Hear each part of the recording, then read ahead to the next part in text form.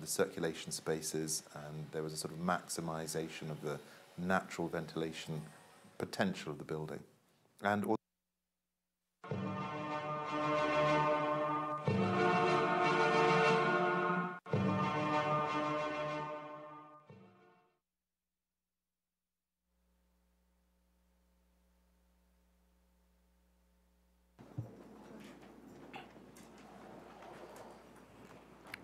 good morning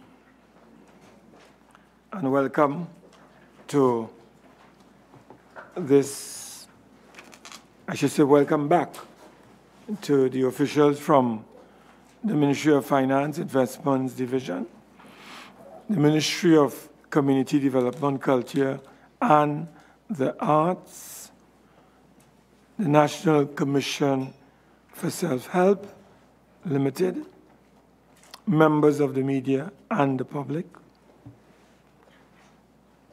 My name is Wade Mark, Chairman of the Public Accounts Enterprises Committee.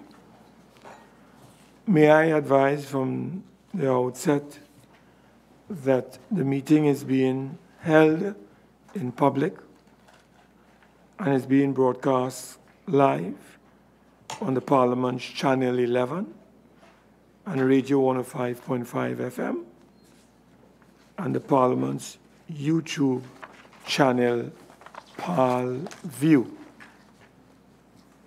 Viewers and listeners can send their comments related to today's topic.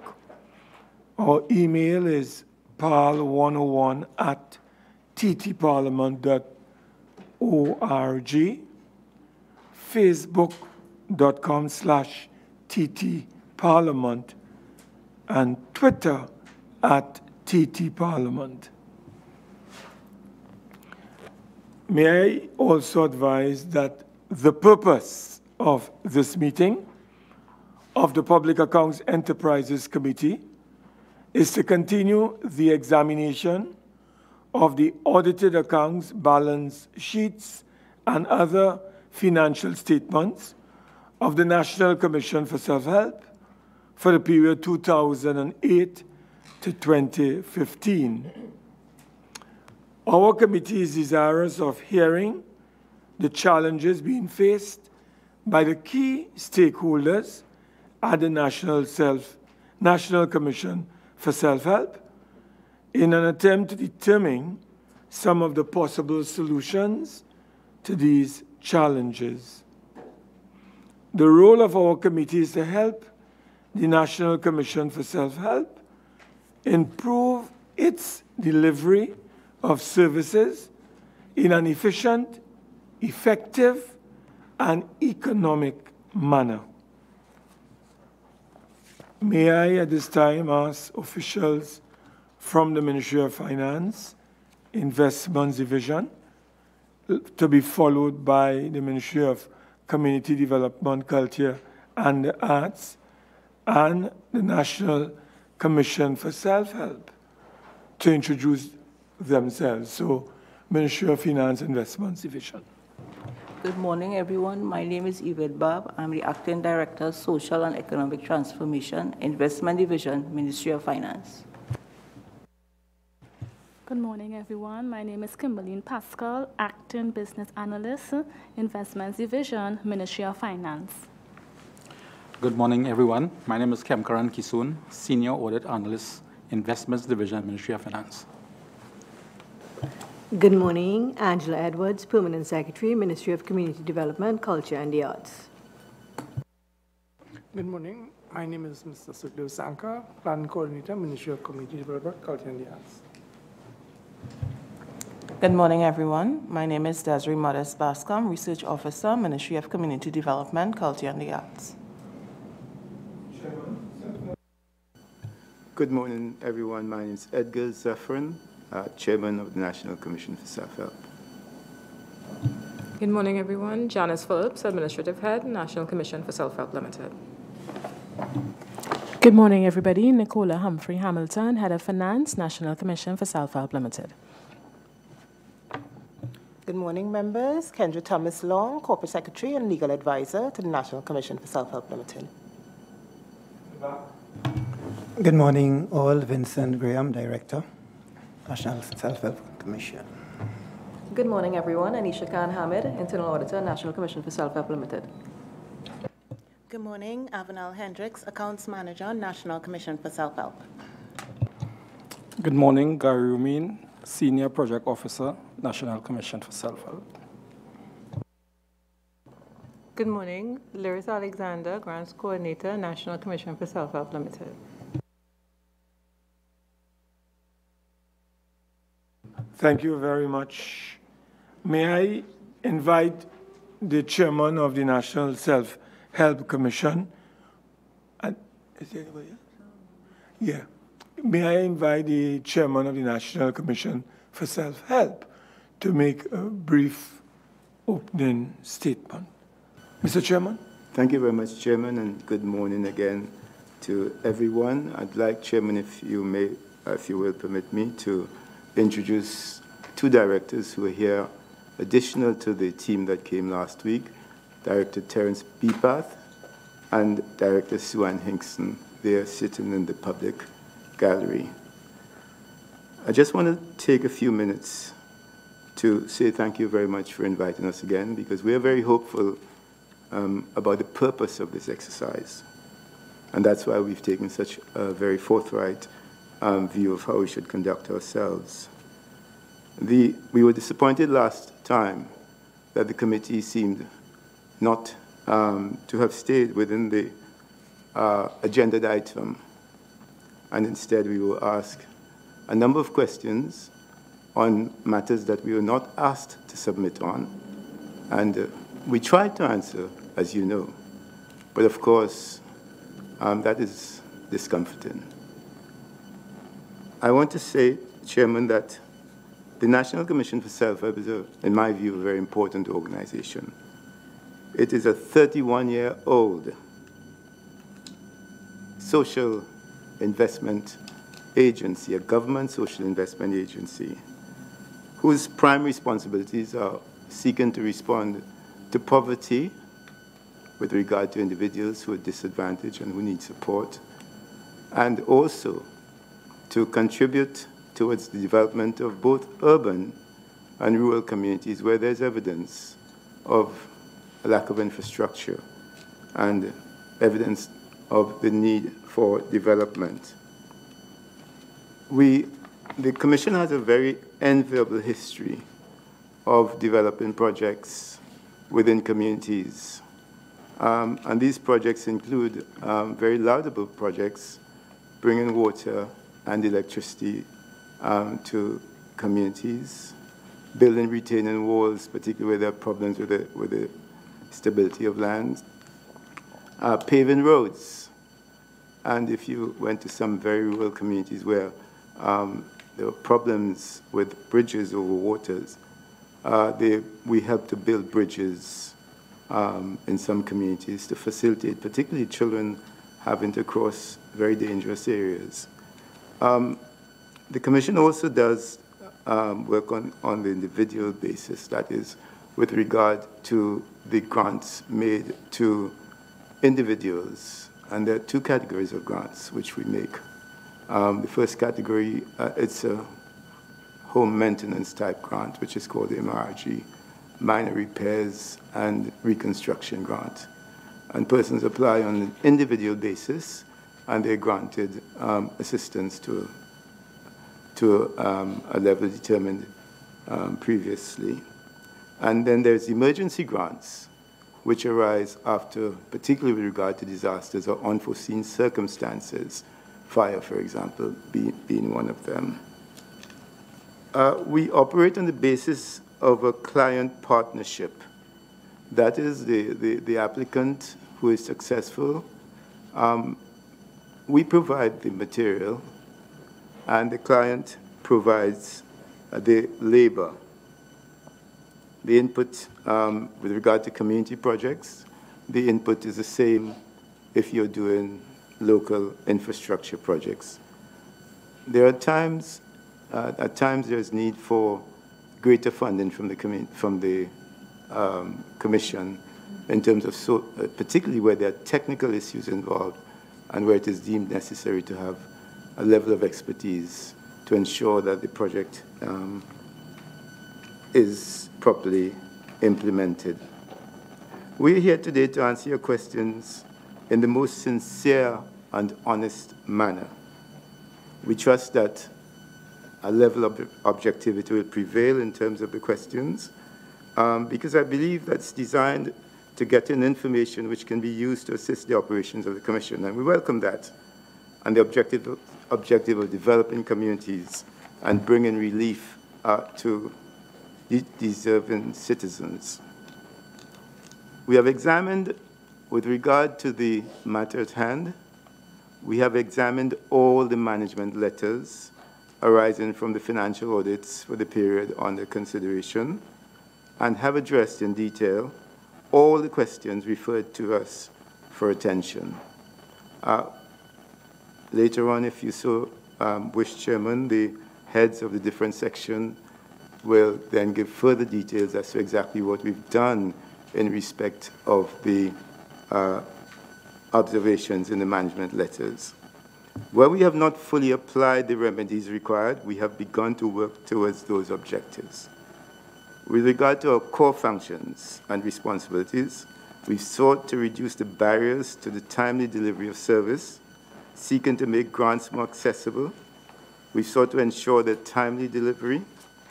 We sought to establish meaningful relationships with key operational partners and stakeholders, and we placed impact assessment and monitoring as key drivers towards accountability and delivery of quality services. We have placed great emphasis on the audit function, and I expect that our audit manager will respond to your inquiries in this area.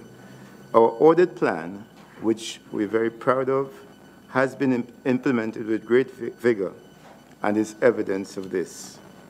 We've sought to put in place meaningful management arrangements that facilitates our policy objectives. I have made some mention earlier, Chairman, that we would appreciate concentration on the measures summarized as we regard those measures as the most relevant in the development of this worthy organization. We note that some documents might have been submitted directly to the committee by officers. I wish to state that the head of the administrative side of the Commission, neither the head nor the chairman has had sight of those documents. If questions arise as a result of those documents, it is more than likely that I will not be able to assist. We're here, as I said, to give assistance to the committee. We remain disposed to answering you honestly and to maintain the integrity that we've sought to conduct ourselves with over the last period when we met last week. We thank you for this opportunity, and we await any questions which you may have. Thank you very much, Mr. Chairman. Would the Permanent Secretary in the Ministry of Community Development, Culture and the Arts like to make a few brief opening remarks as well?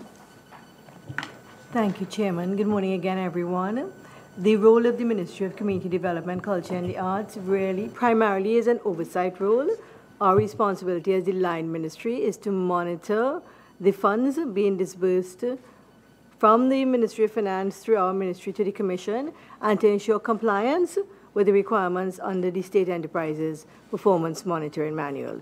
To that end, we have a monitoring system in place to track the submission of the documents and to ensure that, as far as possible, the documents are submitted and the Commission is compliant with the requirements under the Performance Monitoring Manual. Thank you. Thank you very much.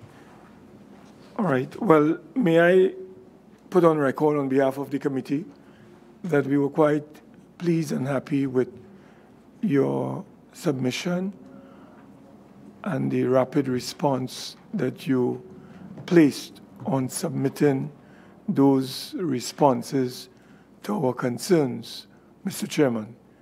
And we put you on notice just in case we have additional questions at the end of these proceedings. We shall also commit them to writing and submit them to the Self-Help Commission, and the same alacrity in which you responded to the earlier submission we would like you to maintain. So we want to record our appreciation. Mr. Chairman, you made mention, if I may start, of the financials between 2008 to 2015. We know that the mandate of this commission, as you said, is a very critical social mandate that is to help those people who are in need, the poor, the vulnerable, the indigent, in the various areas that we are well acquainted with. Given what I have seen between 2008 to 2015, the amount of income or revenues that you would have been in receipt of, and we even go up to 2018, meaning even though we don't have the financial accounts, but we do have the estimates that have been given to the National Self-Help, it would amount to close to $500 million during that period. Would you want to share with us what, over that period of time, you would consider to be some of the main areas of challenges or the main challenges that you may have had to address given your mandate and given the $500 million received between 2008 and 2018 that the Commission would have faced, and what are some of the areas of solutions that you would want to advance that you all have taken to address those challenges? Thank you, Chairman. I'm never one to be totally defensive, but I must remind you that we have taken over as the board of this commission. We took over in December 2015. Notwithstanding, we do have the records, and I trust that I'll be able to assist together with my colleagues in providing a satisfactory response to your question. First of all, I want to make it absolutely clear that when we took control of the organization in 2015, we inherited a debt situation. We were in debt by some $11 million. Now, I'm saying that because the question you ask is related to some extent to what are the challenges which an agency like the Commission faces. And perhaps we start there, managing its debt.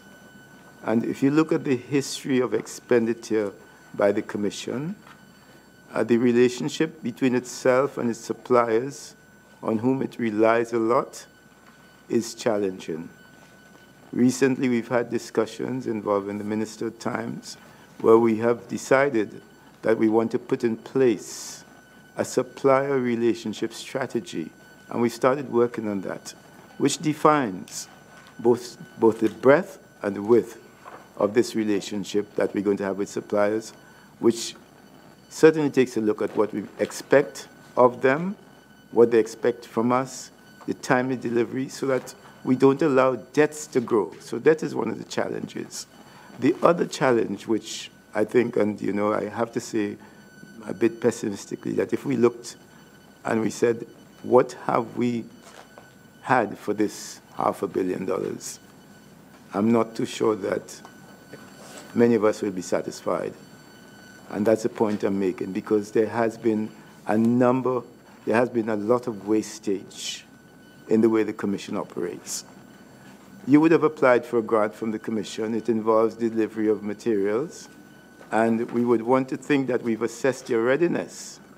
But somewhere along the line, that readiness is punctuated, so that we deliver the material, and it sits outside of your house for 2 weeks, 3 weeks, months.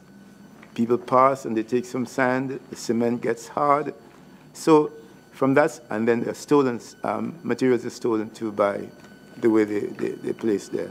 So I would say, if I can use the categorization of wastage as another important area that we face a challenge in, the organization needs to be in a position to monitor both the supply and use of materials and the outcome of the objectives that it is seeking to fulfill.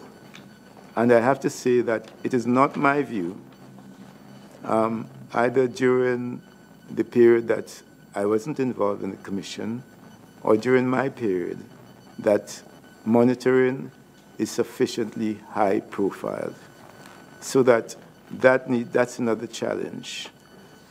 I would see those as the main challenge, but if you would allow me, Chairman, I will ask either of the two officers near to me if they can, in line with the question you've asked, particularly the finance officer, if she can identify issues which address the matter that you've raised.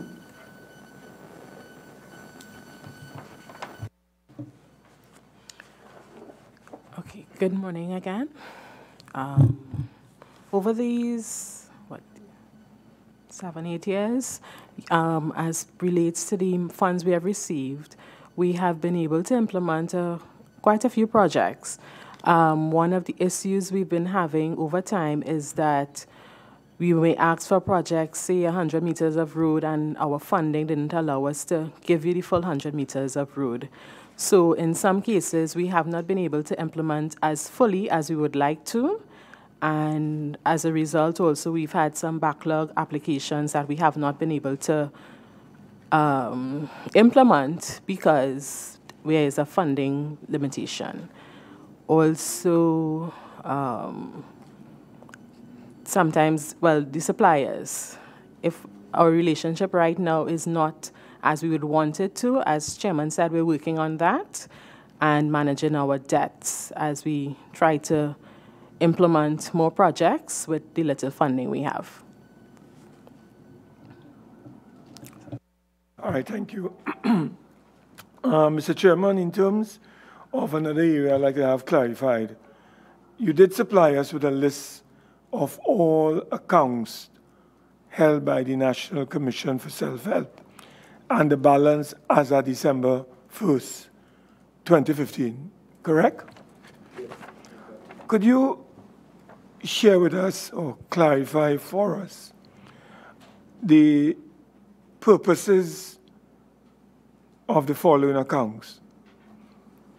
And that is current account number 746290,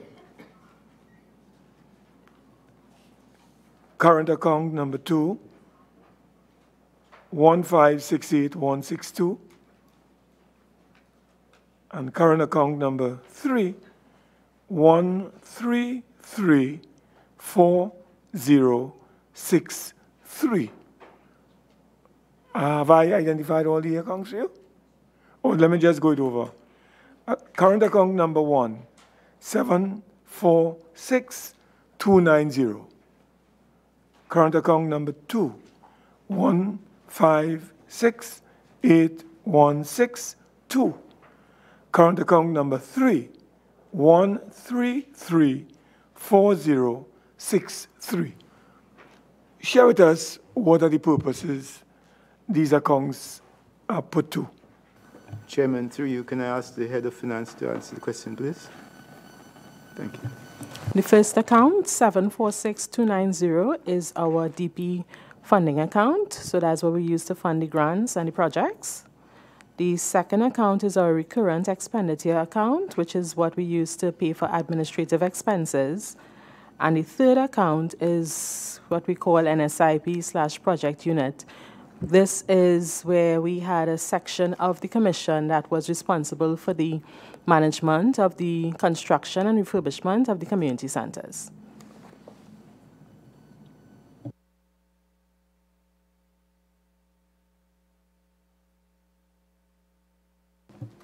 how does the Commission treat with excess cash balances at the end of each fiscal year?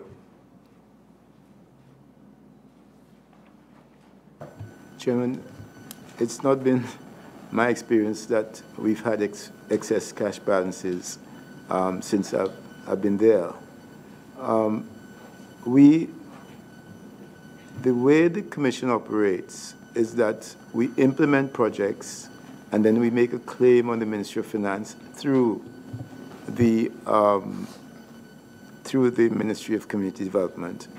It is fair to say that when we came in, there were balances, and I'm not sure about the accounts, in at least one account, something called the Abercrombie account. There was a balance there. It is fair to say that. And Mrs. Hamilton spoke about the arrangement with the projects unit. I believe there were some balances in that unit, but perhaps either Mrs. Hamilton or Mrs. Hendricks can help us to clarify that, please, sir. There was some, okay, on the Abercrombie account, there was some balances there which we, having received limited funding over the next fiscal year, we resorted to using that funding to pay our suppliers. And the project unit, we had minor payments to make, which we did subsequently. Is there a correlation between the cash balances and the number of grants distributed? Mr. Chairman? Chairman, there should be, but I don't think there is because of the way the system works. What happens is that the government makes an allocation to us. We take that allocation in good faith. We know that we are supposed to get on a quarterly basis X amount of money. We then go ahead and approve projects on the basis. We then submit the claim for the projects that we've approved. So we go to the suppliers and we credit. And we then put the claim in, and when it comes back, we pay them. Now, we've had discussions within the Commission and with the Honourable Minister too on this way of operating because it does have significant challenges. Ideally, we should have the money there. And we should have a system whereby every time we make a grant, we discount that money from the grant so that we are sure that we can pay for it. Now, we are trying to do that now, but I suspect, and my knowledge might be limited, that there will need to be some discussions with the Ministry of Finance on the way that the funding is provided, because we don't get advance funding in terms of the projects. And if I'm wrong, please somebody correct me, but we don't get advance funding. We get the funding in credit. We've done the project, we submit the information, and we request the funding to cover it. And I do agree with those who think that that is not a satisfactory way to operate. Mr. Small? Thank you, Mr. Chairman, for allowing me to come in and make my first round of questions. Good morning and welcome to everyone again. I want to refer to the chairman in his opening remarks indicated that the National Commission for Self-Help has been operating for 31 years. I am always surprised to hear that it's been operating for such a long time. My concern, Mr. Chairman, is within the submissions here, we had asked a question about a measurement. After all of these years, I would have liked to think that an entity spending money and going out into the community to do various types of community projects would be able to demonstrate not only the success stories, but provide a measure for how the money of taxpayers has been spent. So when I refer to your response here on page 6, your first response, and again, thank you for all of the responses. It says the company is in the process of developing a system. So that I suspect that now that you're the chairman, you recognize that that is a gap. Could you help the committee understand what is the status of this? And in terms of what is your vision for the data that is going to be used to be able to say, to be able to come at some future time? They said, I am the chairman of the National Commission for Self-Help. We received X amount of allocations over the past 3 years, and these are the measures by which we've determined we've been successful or not. Could you help us with that, Mr. Chairman? Thank you very much, Chairman, and I do agree with the point made by Senator Small. I cannot say, as a citizen and now as a member of the Board of Self-Help, that I'm satisfied that the monitoring and accountability arrangements have been the best. Far from that. And this is why we undertook. And very early on, and we may have had to have some more discussions, but very early on we came forward with proposals for a restructuring of the company. And that included serious emphasis on monitoring arrangements for the way we spend government resources, and also an enhancement of the quality function in terms of the auditing and supervisory arrangements for the resources that we were getting. So, but what we are doing now, and one of the difficulties that we have is that we don't often have the in-house resources in terms of the human resource expertise to assist us in undertaking some of the development of some policies that we'd like to undertake. And this comes at a time when there is challenge with funding, serious challenge with funding. But having said that, we are working, perhaps, not to the satisfaction in terms of its pace of some people, but we are working on development of strategies and policies that would address the issues you make. But quite honestly, Senator Small, I don't believe that the structure of self-help was a very accountable one. It gave rise to a number of issues which could really have condemned the organization. There may well have been charges of looseness in the way materials were collected, delivered, monitored, and we are seeking to address those issues, but we haven't gotten there yet.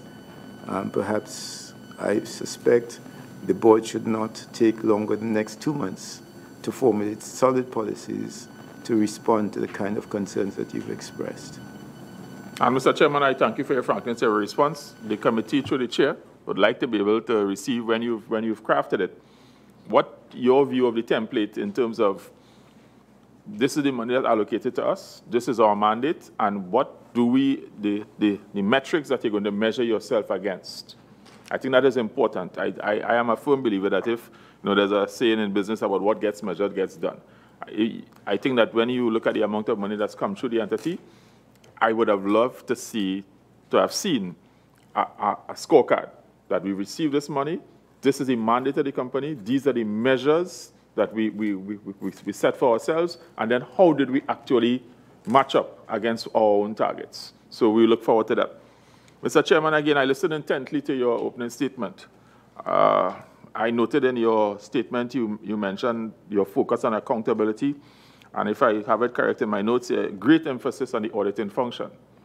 And given my particular area of expertise in that, I note I want to marry that last comment with the submission, the first submission. Because in the submission here, the committee asks, is the auditing unit adequately staffed? Your response is no, it is not. And this issue was discussed, and because of essentially funding challenges, you couldn't deal with it. And then I think more concerning for me, later on in the submission, what impediments has the internal audit function experienced? And there's a long list of items here. But one that sticks out to me is that the auditor is saying that she's having to rely on second or third party verification for some matters. That's impossible. There's no way an auditor should be able to say that. So I want to believe that's a typo. If an auditor is relying on second or third party verification for an item, then the auditor cannot certify that. an auditor cannot work with second-hand or third-hand information.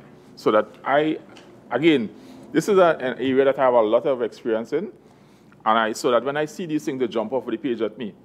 So that I would like to get your thinking, Mr. Chairman, given that your statement that you're placing great emphasis on the auditing function, and I want to marry it to the fact that you've looked at the organization and you've done several things in terms of salaries and allowances.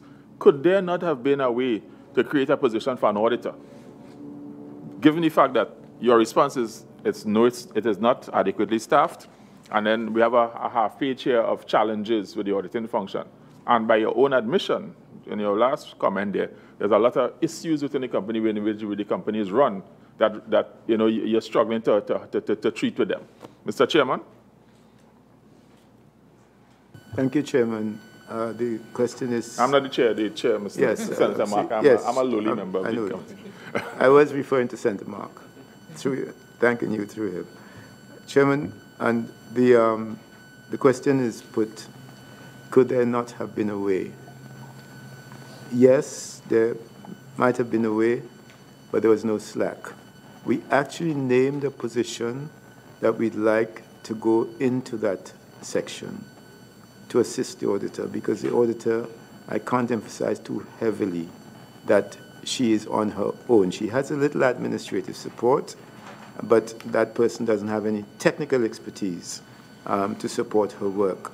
So she has to, and I refer to the statement you made, dogmatic statement about not being able to certify. I think the verification process that was being referred to was where she was relying on authentic staff within the commission, say, for example, a project officer, to give her honest reports, and then she used that as a basis. I agree with you. You have to take responsibility for your own actions. That's right. So I do agree with you fully that that is not the best way. But that perhaps is what was happening. I don't know if Mrs. Khan Hamid, if she wants to make chairman, if you would allow her. Certainly, I would like to hear from the, if possible, from the internal auditor, please. Through you, Chairman. Yes, good morning, everyone, again. As Chairman said, the third party or second party verification I'm talking about was verification from the project officers when they go out to verify work that materials were delivered and so forth. Instead of me actually going out and verifying it physically, they would submit their reports, and I would rely on that when I'm doing my auditing of the particular project. And would you not do a sample, even a sample survey yourself? Yes, I do samples as well, and that would be within the internal audit plan for the particular area under audit. And in your experience, I'm glad you're on the floor.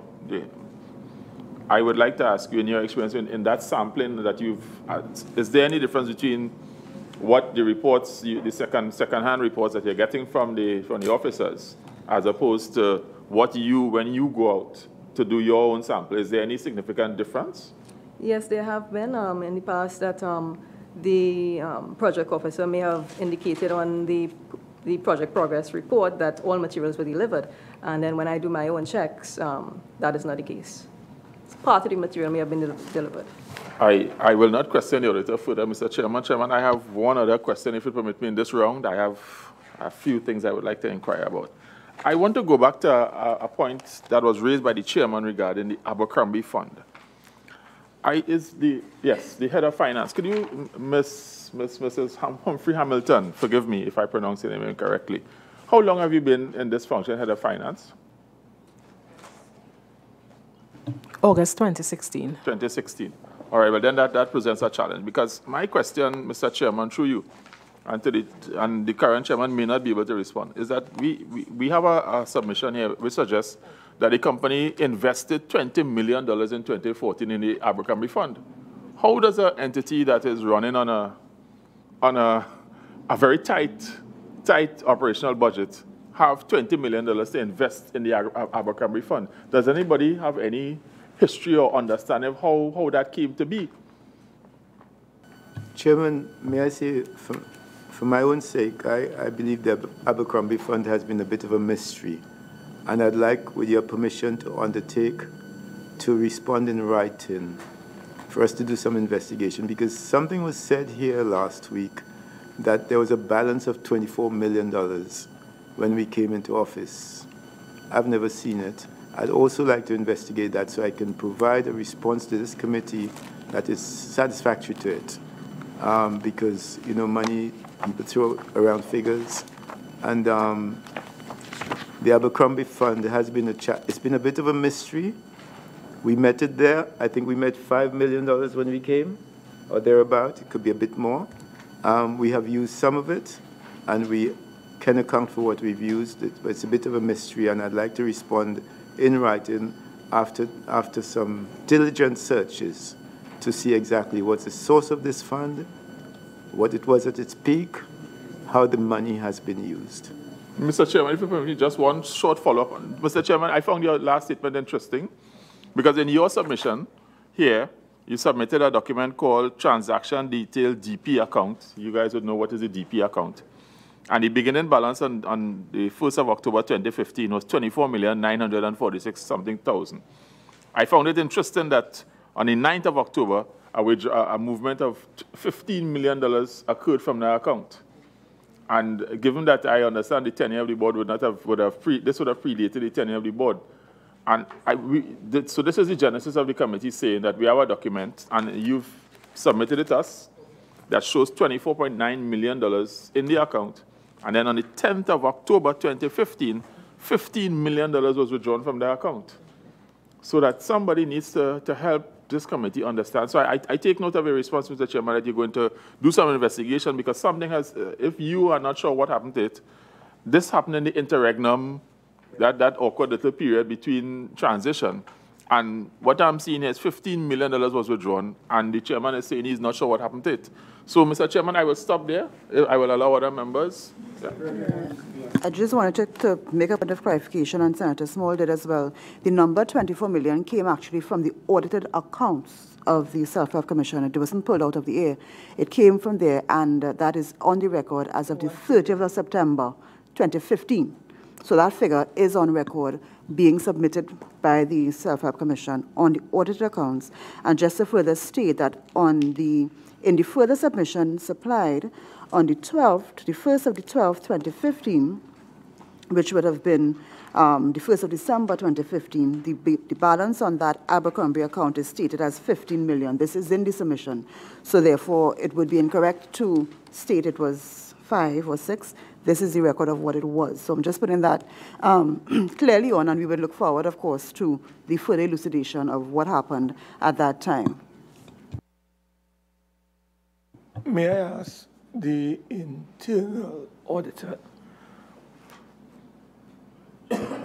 when last was an internal audit review conducted at the National Commission for Self-Help? In October 2017, I completed the HR audit of the commission. And since then, I've been doing continuous monitoring. Right. Could you share with us some of the recommendations of that review and how many of those recommendations would have been implemented? Sure.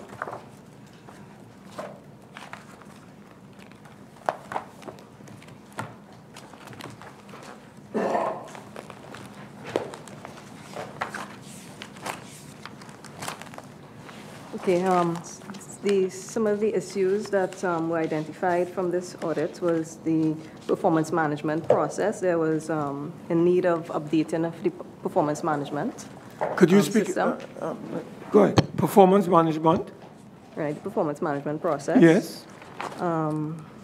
Also, the staffing of the HR department is not adequate.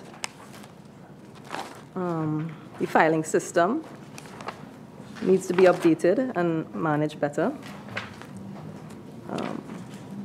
In terms of the hiring process, the background checks not adequately done, or no documentation was seen on file with regards to background checks.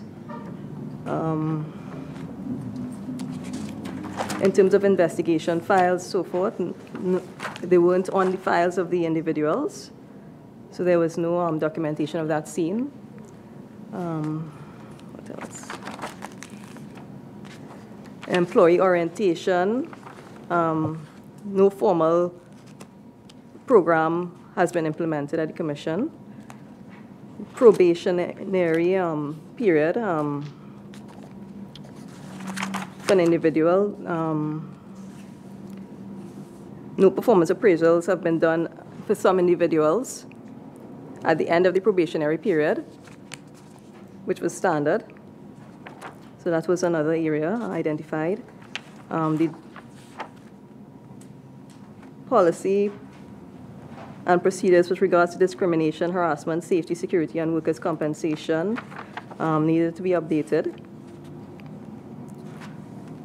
Yeah, those were some of the main areas identified in that audit.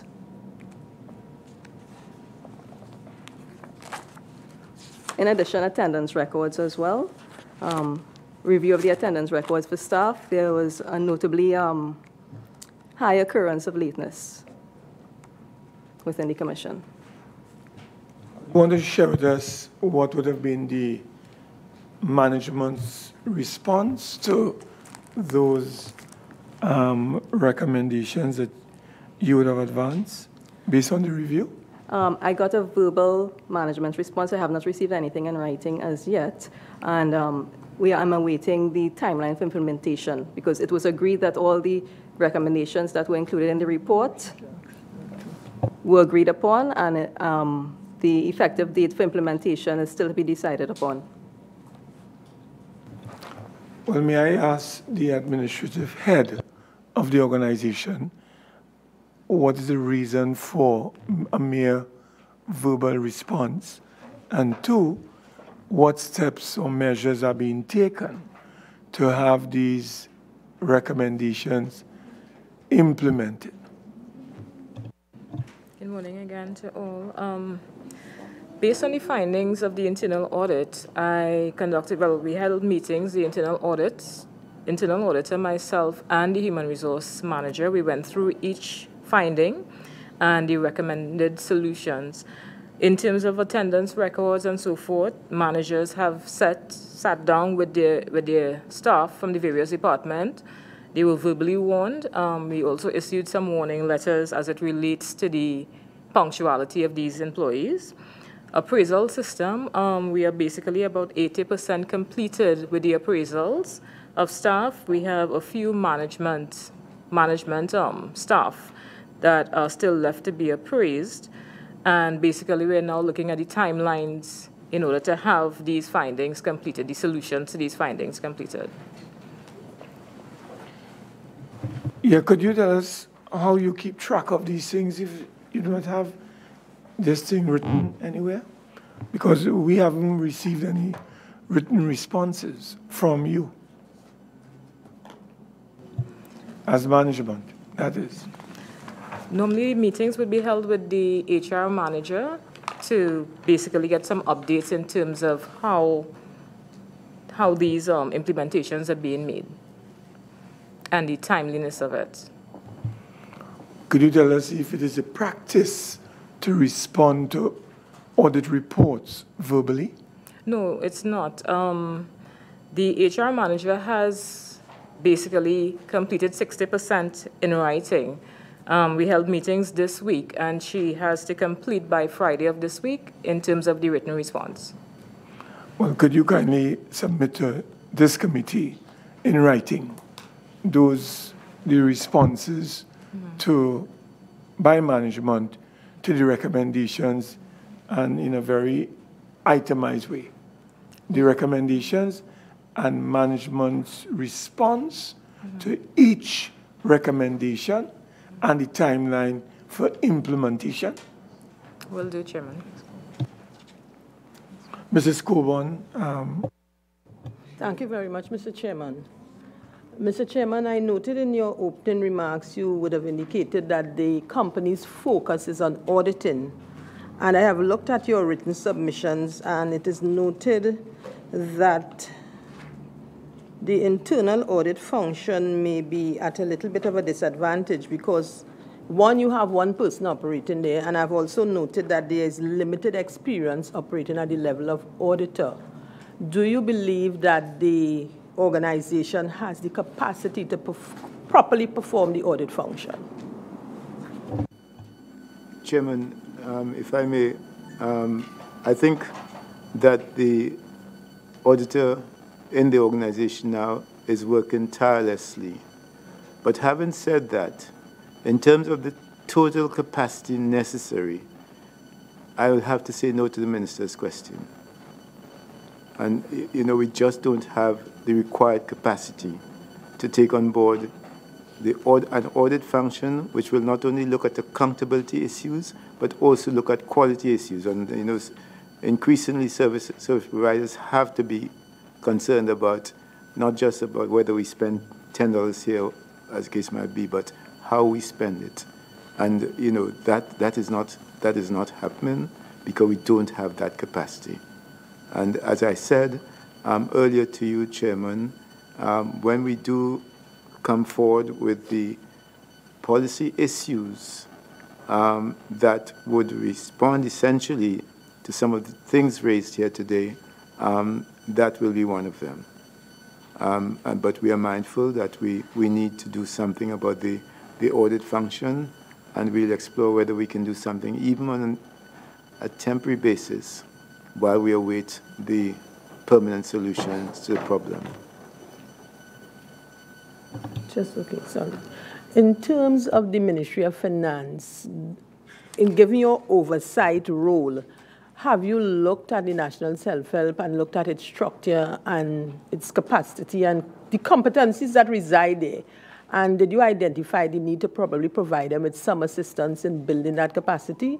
Because I'm running, given an oversight role, and the issue of the audit function is critical to any organization, I think more so given the national self-help and its mandate. Did the Ministry of Finance or the Investment Department see the need to identify the weakness that may have existed and see in which areas they could have assisted the company?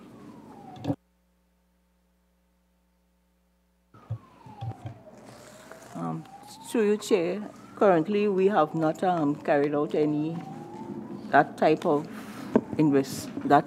audit of National Commission for Self-Help. Well, may I follow up on this question? Has the Investments Division, Ministry of Finance, conducted any audit into the operations of the National Commission for Self-Help over the last 2.5 years? Chair, currently there's an audit being carried out with respect to some issues pertaining to the National Commission for Self-Help, but it is not completed as yet. The report is currently being completed. Do you have any idea when this internal, or this audit report rather, would be completed by the Ministry of Finance?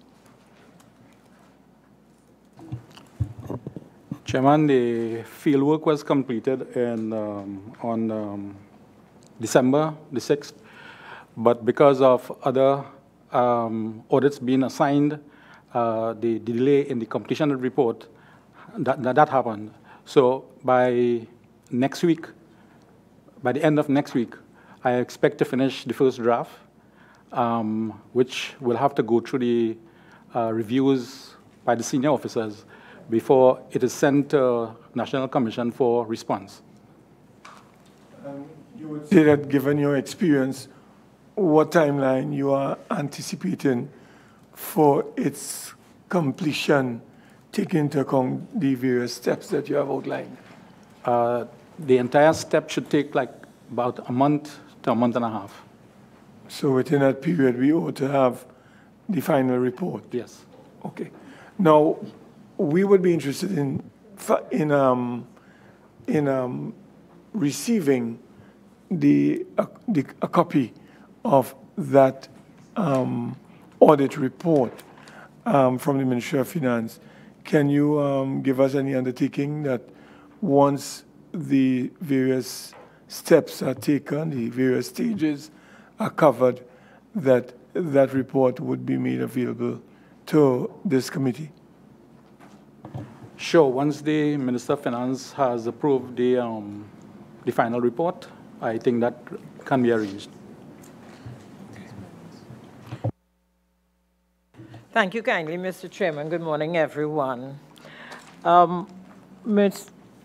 Chairman, you indicated that, and I'm focusing on the Abercrombie Fund, at First Citizen Bank account 1184704. You indicated on the last occasion and a short while ago that when the board assumed its functions, that 5 million was met in that account. But the document that I have in my hand, I assume, came from the Commission, and it states balance as of December 1st, 2015, $15 million. Could you clarify that statement that was made, that you all met 5 million, but the statement that you all sent to us stated 15 million? Thank you, Chairman. Through you again, I'm not disputing any of what Minister said with regard to the figures on the book. We came into office effectively perhaps more January than December. I think we had our first meeting in December, but of course we hadn't had an opportunity to look at anything in depth during that period, and given that it was a Christmas month, that would pose an additional challenge. All I can say to you, Minister, through the chairman, is that I'm not disputing what you've said, but I do need to look at that period of transition, what monies were actually found there, how we used it, and I'm prepared to give an undertaking that I can provide you with a comprehensive written report. And I hope we can do that within the next 2 weeks. Yes? This document, Mr. Chairman, came from the Commission. Yeah. This document was sent from the Commission to this committee. When did we get this document? We got this document on Friday from the Commission to this committee. And the document states, it's headed, account balance at December 1st, 2015. And it gives a figure of 15 million. This is what came from the Commission on Friday. But we are told that it is 5 million. I just find it strange that a document coming on Friday gives us one figure when another figure is being placed before the committee. Chairman, and it is in that context that I was seeking clarification. Chairman, I may have to ask you to take the mention of 5 million as a rounded figure with caution. When we, the new board, actually looked at the Abercrombie Fund for the first time, that was around the figure in it. So I may have gotten carried away with that and used the term 5 million. I'm saying again, we need to do some tracing now to see how we got to that 5 million from the 15 million that was in the report. So I'm not disputing anything that's been said with regard to what's in the document. I think the notion in my head is that when this board assumed office, this is what was there. But the question is a relevant one. But I don't have the answer. I have to look at the facts to provide the answer. Thank you. I'll give you temporarily, Mr. This Chairman. is just a quick follow-up. Chairman, in your review that you're going to conduct, I want for you to be very clear in your review. In your submission here, we have 3 letters, several letters, showing transfers from the Abercrombie Fund. One for $5 million dated the 10th of December 2015. One for $5 million dated the 22nd of January 2016. And one for $2.5 million on the 4th of April 2017. One of these, this one was signed by you. So that in the space of a couple of months, $12 million was withdrawn from the Abercrombie Fund on documents from National Commission for Self-Help to the bank. So that in your review, the minister just pointed out that based on the information she has, there were $15 million. We have documentation from you showing that the entity withdrew $12.5 million from December the 10th, the 22nd of January $10 million in total, and then sometime in April, $2.5 million, so that there seemed to be a pattern of significant withdrawals from the fund.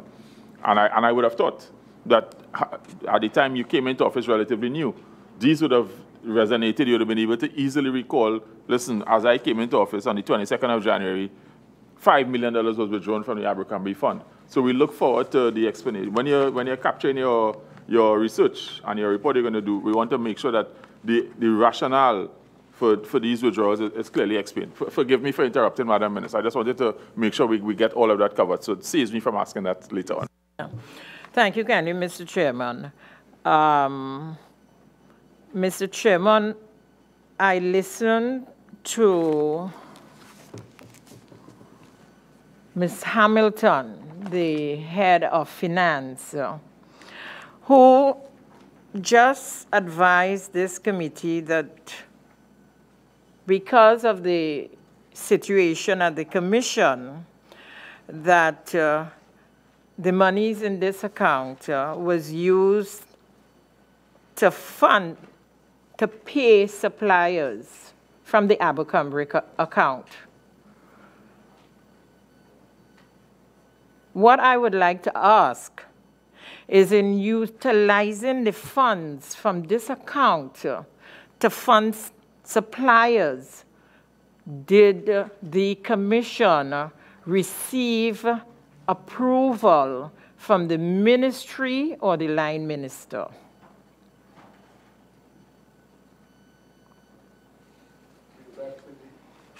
Chairman, this was a board decision based, I suspect, on the fact that this money was being held in the account that the board had control over. As I said earlier, and this is not an excuse, the Abercrombie Fund to us has been a bit of a mystery, how it came about. And I can only say that the board acted, and something you may say, I've heard that before, and the belief that this was a fund under its control. We had exigencies at the time. We had a serious situation, and we took the decision. I can provide a fuller written response to the question asked by the minister after I've had a period to look at the details of how things transpired. Mr. Chairman, I would like to ask Ms. Hamilton. Sorry. I would like to ask Ms. Hamilton, as the manager, head of finance, you said you assumed in 2016, you assumed the position in 2016, so you would not have any institutional knowledge of what transpired in the commission prior to your time. But are you aware, as the head of finance, that withdrawal of funds from these accounts required the approval of the line ministry? Through you, Chair, I am not aware that the ministry had to give us approval for withdrawal.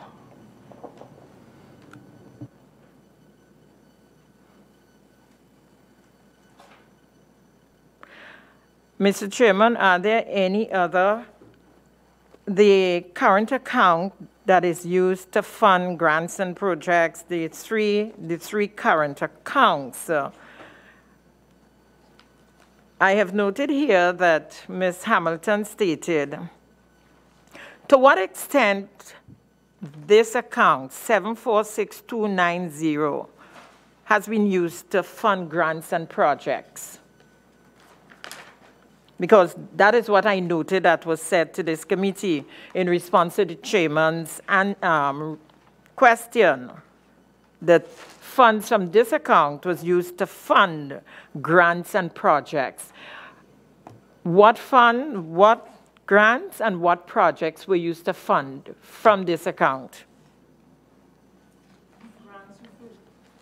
The grants referred to would be the MRRG and ERAG, and the projects would NRRG. be MRRG, Minor Repair and Reconstruction Grant, and the ERAG, which is the Emergency Repair Reconstruction Assistance Grant, and also DP projects, which includes roads, drains, retaining walls, steps, bridges.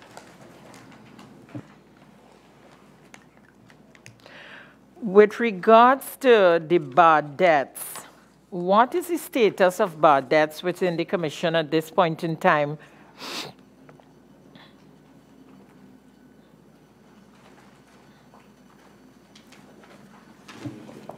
Currently, we have no bad debtor. We have, however, an amount outstanding from the Ministry of Community Development representing management fees dating 2015.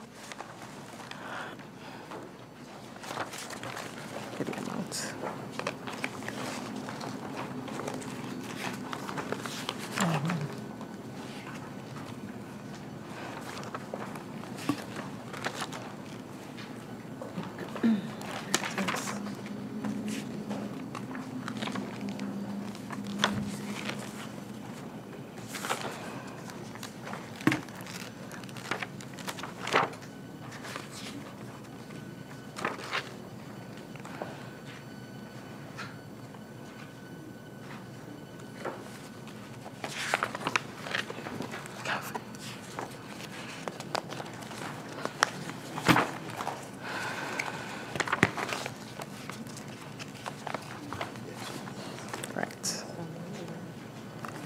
In our first submission, Appendix 12 shows the amount of $750,000 from the line ministry for management fees earned on the construction of community centers in 2015.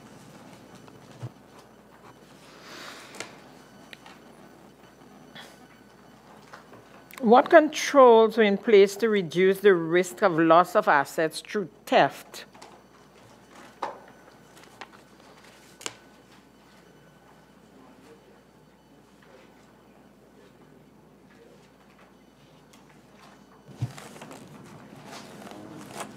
We're basically right now, in terms of the internal auditor, reviewing in terms of putting a policy in place as it relates to theft and fraud. We have conducted in-house training to members of staff, but we're now in the process of developing a policy.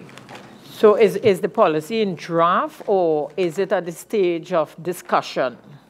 It's currently at the stage of discussion. So there's no draft document that is... No draft document just yet. Chairman, through you, I just wanted to ask, if I may, when Minister Primus alluded to theft, was we talking about assets and properties, or are we talking about theft of materials? Because if it's materials, I just want to say that one of the things that we've done is that we've now decided to have phased delivery of materials to projects.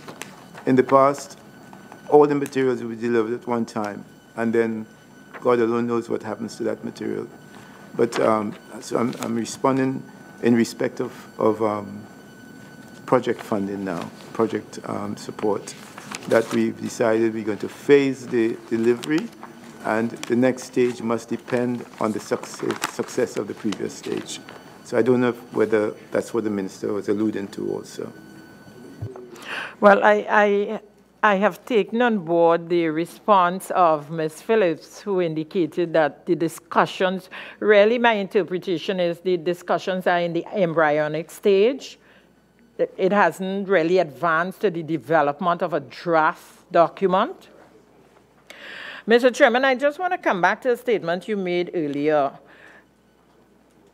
that upon assumption you inherited a large debt of $11 million. What was that debt comprised of? What were the essentials of that debt? If I may give a global response, Chairman, essentially we're talking about project funding, the operations of the Commission. And those debts would mainly have resided in the suppliers, with the suppliers that we trade with. There would be some others, of course, services and so on, but mainly it's for materials that we had taken from hardwares and other suppliers. How has the board proceeded to address this $11 million debt? The board has gone on, Chairman, to begin to identify, first of all, what had happened with the Commission, in my view, is that instead of owing some suppliers, we were owing all suppliers. The Commission was very liberal, it seemed, in engaging the services of suppliers, so that if there were millions of hardwares throughout the country, we would trade with 1 million. We have realized that has its own challenges, because particularly at a time like this, we weren't able to go to anyone because we had owed everyone. So we're now taking a strategic approach to reducing the number of suppliers that we trade with. And we take into consideration their location, what they have to offer, the competitiveness of our arrangements with them, the benefits it brings to us. Most of all, how they can meet the needs of clients and potential clients. So what we've done, we've paid off all the small debts that were owing. All the 25,000 and below, we've paid that off. I think we moved to another stage to paying off some of the other debts that we have. But essentially, and what I want to say is that we are now constraining our relationships to a smaller number of suppliers, a manageable number. And we're developing, as I said earlier, the supplier relationship strategy where we agree what are the components of this relationship, how you deliver materials, the supervision, how we ensure that you send back your voucher, your invoices within a limited period. Because one of the problems we've had in the accumulation of debts is that suppliers send their invoices 2 years afterwards, a year afterwards, and that is creating a problem for us. So I don't know whether you want to say some more about how we have systematically, how we are seeking to reduce that debt. But we have been trying to strategize in terms of saying, listen, South, we're going to have so many suppliers. North, we're going to have so many. We're going to ensure that the people are well served. Out of the 11 million, how much of that debt has been liquidated? From the $11 million, how much of that debt has been liquidated over the period 2015 to now? Globally, I'd say approximately 8 million.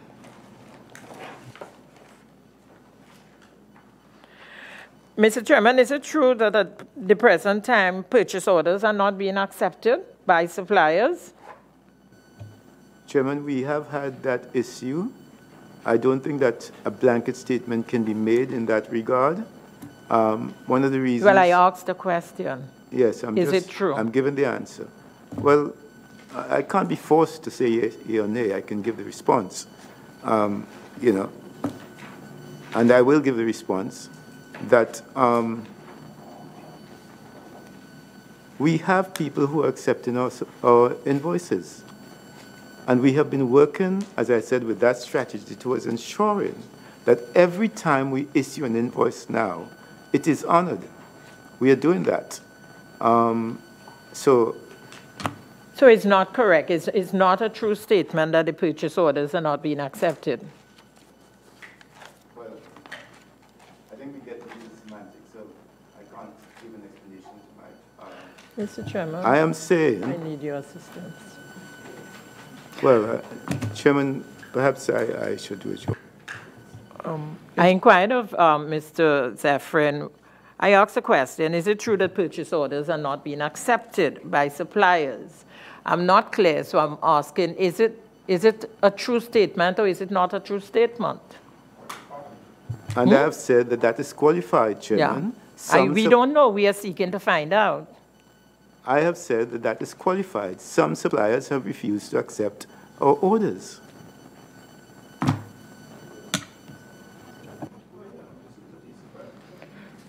All right. Mr. Chairman, could you share with this committee there is an item called Director Other Expenses. What does that entail? Through your chairman, that account is used to pay for meals for when we have board and other meetings, and traveling expenses for our Tobago director.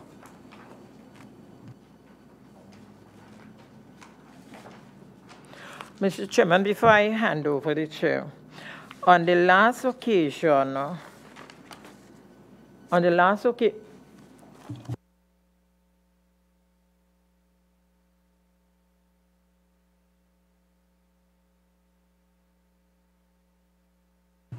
yes, Mr. Chairman, on the last occasion, we were advised that the corporate secretary knew that she was required to be before this committee and refused. Well, she did not turn up, but she was informed of this committee's meeting last week. I would like to ask through you, Mr. Chairman, to Ms. Long, Thomas Long. Ms. Long, we were advised that you were informed by way of email and a reminder of the this committee's meeting, yet you did not present yourself at the last occasion. Would you explain your non-attendance to this committee? Good morning, members. Sean, and I'm happy to be of to offer some guidance in the matter. On March 13th, I received an email from the administrator inviting me to the initial meeting of the PAEC. That meeting was to be held on the 21st of March, 2018. Thereafter, as I understand it, there were 2 rescheduled meetings of the committee. There are 2 rescheduled meetings, one being on the 4th and one being on the 18th of April. I heard nothing further from the office of the administrator. On the 16th of April, I observed a meeting taking place in the boardroom. I inquired of an officer as to what that meeting was about. I was told that they were preparing for a PAC meeting. At about 3 p.m. that day, the consultant who was hired to prepare or help staff prepare, she inquired as to my non-attendance at the meeting. I indicated to her that I had not received an invitation to the meeting.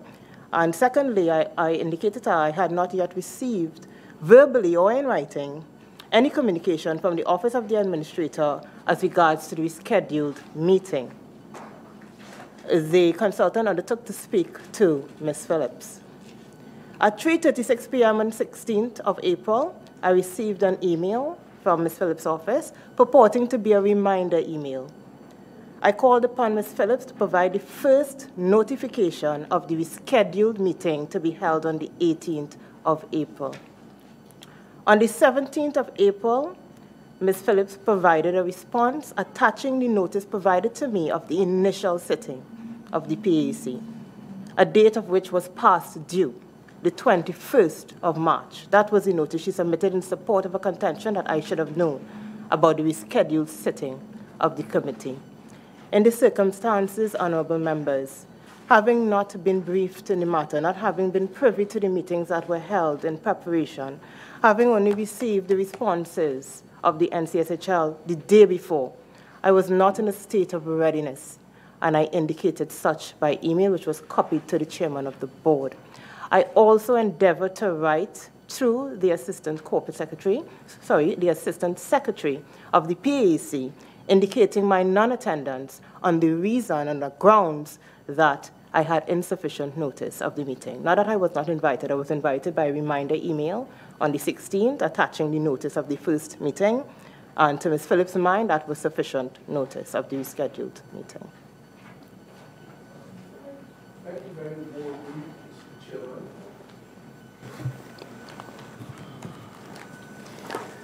Madam Thomas Long, in furtherance of your submission and to get straight to the vegetarian as I am, to get straight to the bone, one, based on your submission and based on all the other documentation that is now before this committee, would it be reasonable to say that there is tremendous acrimony among members of the management of which you are a part of the organization? Members, it is fair to make such a statement. And would you say that that antagonism and hostility has to some extent rendered the operations of that state entity dysfunctional or severely adversely affected? Honourable Member, to my mind, yes, it has. And I have raised this on many occasions with the Chairman of the Board. Mr. Chairman, you told us a moment ago that some entities, some firms, have refused, continue to refuse your purchase orders. For the benefit of the viewers and listeners, what are purchase orders, in what circumstances are they used, and why? This is my own question. Why have some entities, businesses, refused those purchase orders from your entity? Thank you. Chairman, if I can take the easier part of the more straightforward part of the Minister's question first. The refusal is based on mounting debts, which we had not serviced to their satisfaction. And as a result of that, they felt that they've reached a limit. What are purchase orders? Purchase orders are the documents. One second, I'm so sorry. I easily understand what you have just said, but I've asked specifically for you to speak so that the citizens of Trinidad and Tobago at all levels will have understood what you just said. Please, bear with me. Chairman, again, the suppliers that we've traded with felt that the debts owed to them by the Commission had been sufficient to warrant putting a stop on accepting our orders. Thank you. Or further debt. Yes. Thank you. If I may, as an aside, say, Chairman, one of the things Minister Hines, one of the things we're seeking to develop now, we set in credit limits with all the suppliers for our benefit, and that is part of the debt management approach that we're taking. But on you then ask, what are the purchase orders? They are if you like, the orders that we send to a supplier that we have an agreement with to say, give Mrs. X such and such materials, or as the case might be. So they honor that. We list the material on the basis having had some information before, for example, quotations and other things, and we give that to the client. The client takes that to the supplier, and hopefully the goods are exchanged for the documentation which we send. Yeah. So typically, a citizen makes an application to your commission for financial assistance to develop some bit of infrastructure in the community. They are required to produce to you 3 estimates for the work that is necessary, for the material that is necessary to carry out that function, that work. And you decide which of the estimates you would work with.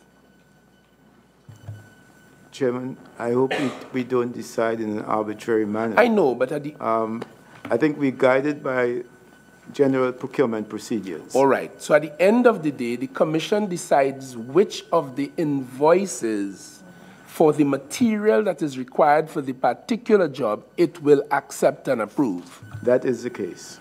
And once that is so, after all your other processes, you then send a purchase order to the supplier of the materials, typically a hardware, and they will produce those goods on that order to the citizen who has made the application. That is right, Chairman. I just wanted to draw a little distinction with what Minister Hines was saying. You used the term the community.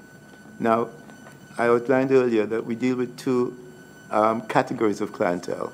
We deal with the community and we deal with the individuals. With regard to community projects, we're expected to have more than 1 person on the application form. For example, if we're going to do a bridge here, we hope that it will benefit perhaps at least 5 houses. So we'd expect to see how these people can have come together rather than I might just come together and put an application from which I benefit. We want to guard against that because we want the community to benefit. I just wanted to draw that distinction. It is appreciated, so that you are looking for, in the community aspect of your work, you want to see at least 5 households in the neighborhood benefit from the bridge or from the improved road or whatever the infrastructural development. That is right, Minister. And on the other hand, you do assist individuals. What does that mean for their personal and singular benefit? I'm asking. The assistance to individuals, that assistance is related to the maintenance of the home.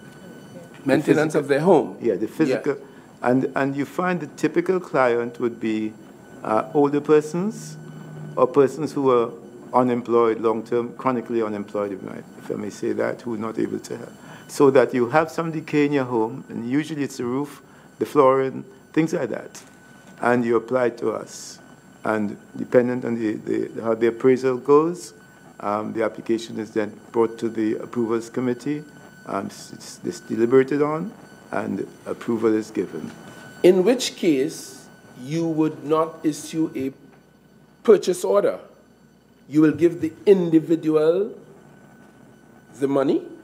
Yeah, the purchase order is almost issued in all cases. In all cases, community almost in all cases. Or individual? Because I'm saying this mindful that when we do engage contractors, as I said sometimes in the nature of the project, we fund the entire project. I think the arrangement is slightly different. But the purchase order is the request to deliver to the client the material. So even when you are dealing, aside from community, when you are dealing with an individual with his or her household, typically the older citizen or the person who is long-term chronically unemployed and that sort of thing, as you said, on that side with the individual, you still issue purchase orders to the hardware, yes, to issue the material. All right, good. I heard Madam Thomas Long tell us that a consultant was utilized to prepare you for coming before us for this meeting. Is that correct? My understanding of what occurred is that we have undergoing at the moment the development of the strategic plan. My understanding is when this arose on us and it presented such a challenge, because we do have HR challenges, we sought to the assistance of those persons in developing the material needed to submit to the committee. So those persons would have been paid for that consultancy to prepare you to come here? I'm not sure how we factored in any additional work. I'm not sure about the details, but perhaps I can get the correct response and send to you. But what I do know is that the staff did receive the assistance of the consultants who are there undertaking the strategic plan to help them with the preparation of the material, which were very voluminous, as you know. Yes. Now, we received from you, when I say you in pluralistic application, not you particularly, but the Self-Help Commission, upon our request for additional information, in respect to our third question, question 3, which had to do with cash in hand and at bank, we wanted a detailed breakdown of withdrawals from the cash in hand and at bank balances. And you, thankfully and properly, provided that. Having perused this list, and it had to do with activity from the period October the 1st, 2015 to September the 30th, 2016, and going forward. One moment, please.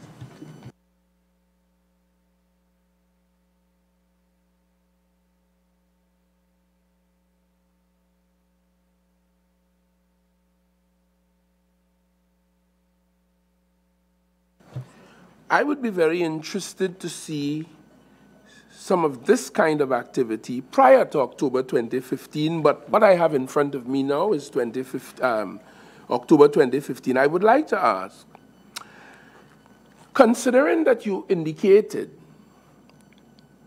that even when you are dealing with individuals as apart from or as distinct from community support, you still cause the materials to be procured and it is supported by a request from a hardware purchase order. Based on the information that is in front of us from your general ledger, in what circumstances then would monies be issued to individuals? Because I've perused this list and I'm refraining from calling any names for obvious common sense. But I have noticed at between pages 1 and pages 30, you know the document, you have the document of which I speak? Yes. You have it in front of you, Mr. Chair. Who will answer this, you or someone else? You'll seek the assistance. Yes. I have noticed that in many cases, transactions were done in the name of individuals. And there are some individuals whose names are repeated over and over and over again. How is that explained without calling names? In what circumstances does the commission give money to an individual, Chairman, as distinct from the hardware? Chairman, may I say that as Chairman of the Commission, I'm not aware that that practice is general, but I'm prepared to take whatever information and to answer you. All right. But let me direct you. Sorry, Minister, may I just say, sure. Except in the case where we have engaged a contractor, having agreed that that project is a specialized project and needs to have a contractor, we will pay, I expect, directly to the contractor? Right. And that's why I'm asking the question, based on your submissions a moment ago. Yes. Let us take an example at page 1 of the document of which I speak. It is headed NSP1 General Ledger.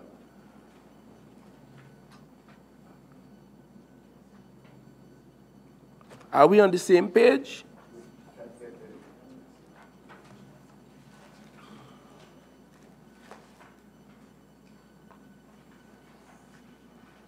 It's a document you sent us recently.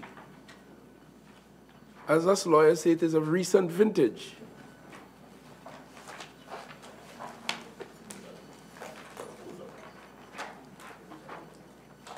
Mr. Chairman, if I can.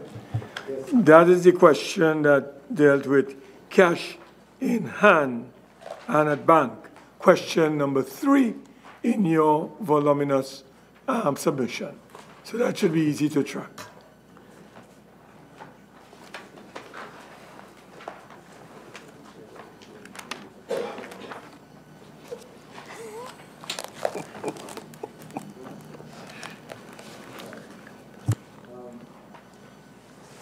Chairman, I can see on that a number of individuals' names are mentioned there. Yes. I will really have to make some inquiries. I don't know the names. Okay, myself. fine. And we want to get an answer to that. Yes. In what circumstances would monies be issued to individuals based on what you said?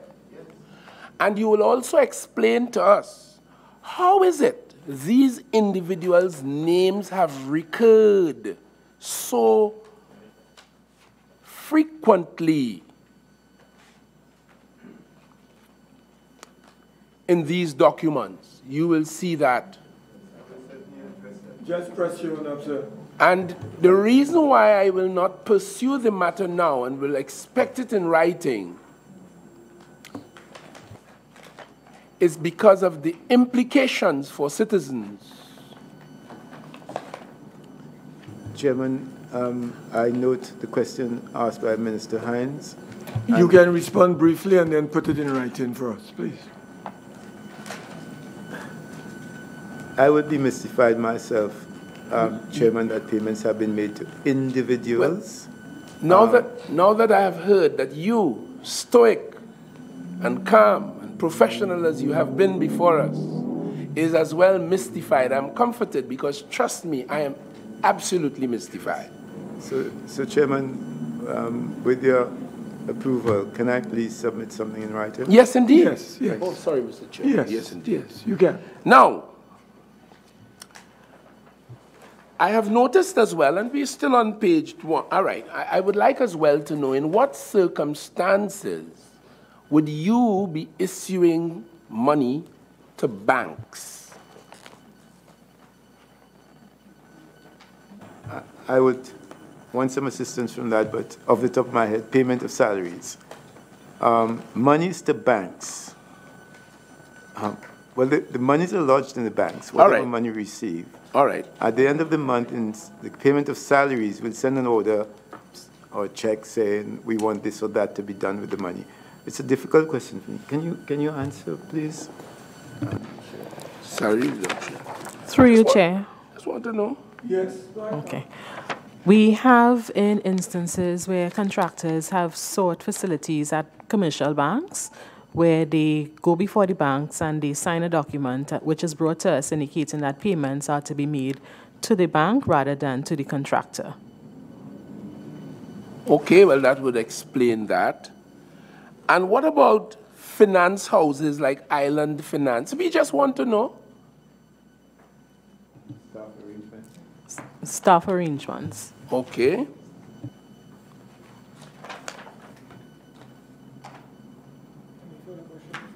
Just a sec. Okay. Now, I see, I'm still on page 1, by way of an example. A contractor,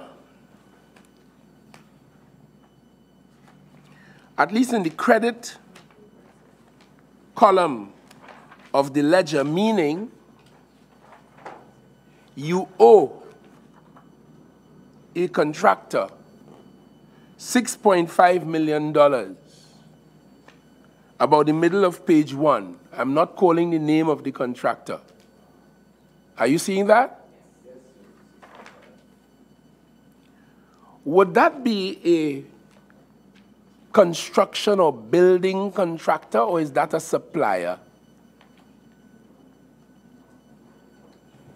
Through you, Chair, that would be from the community development project, community projects, the construction of community centers.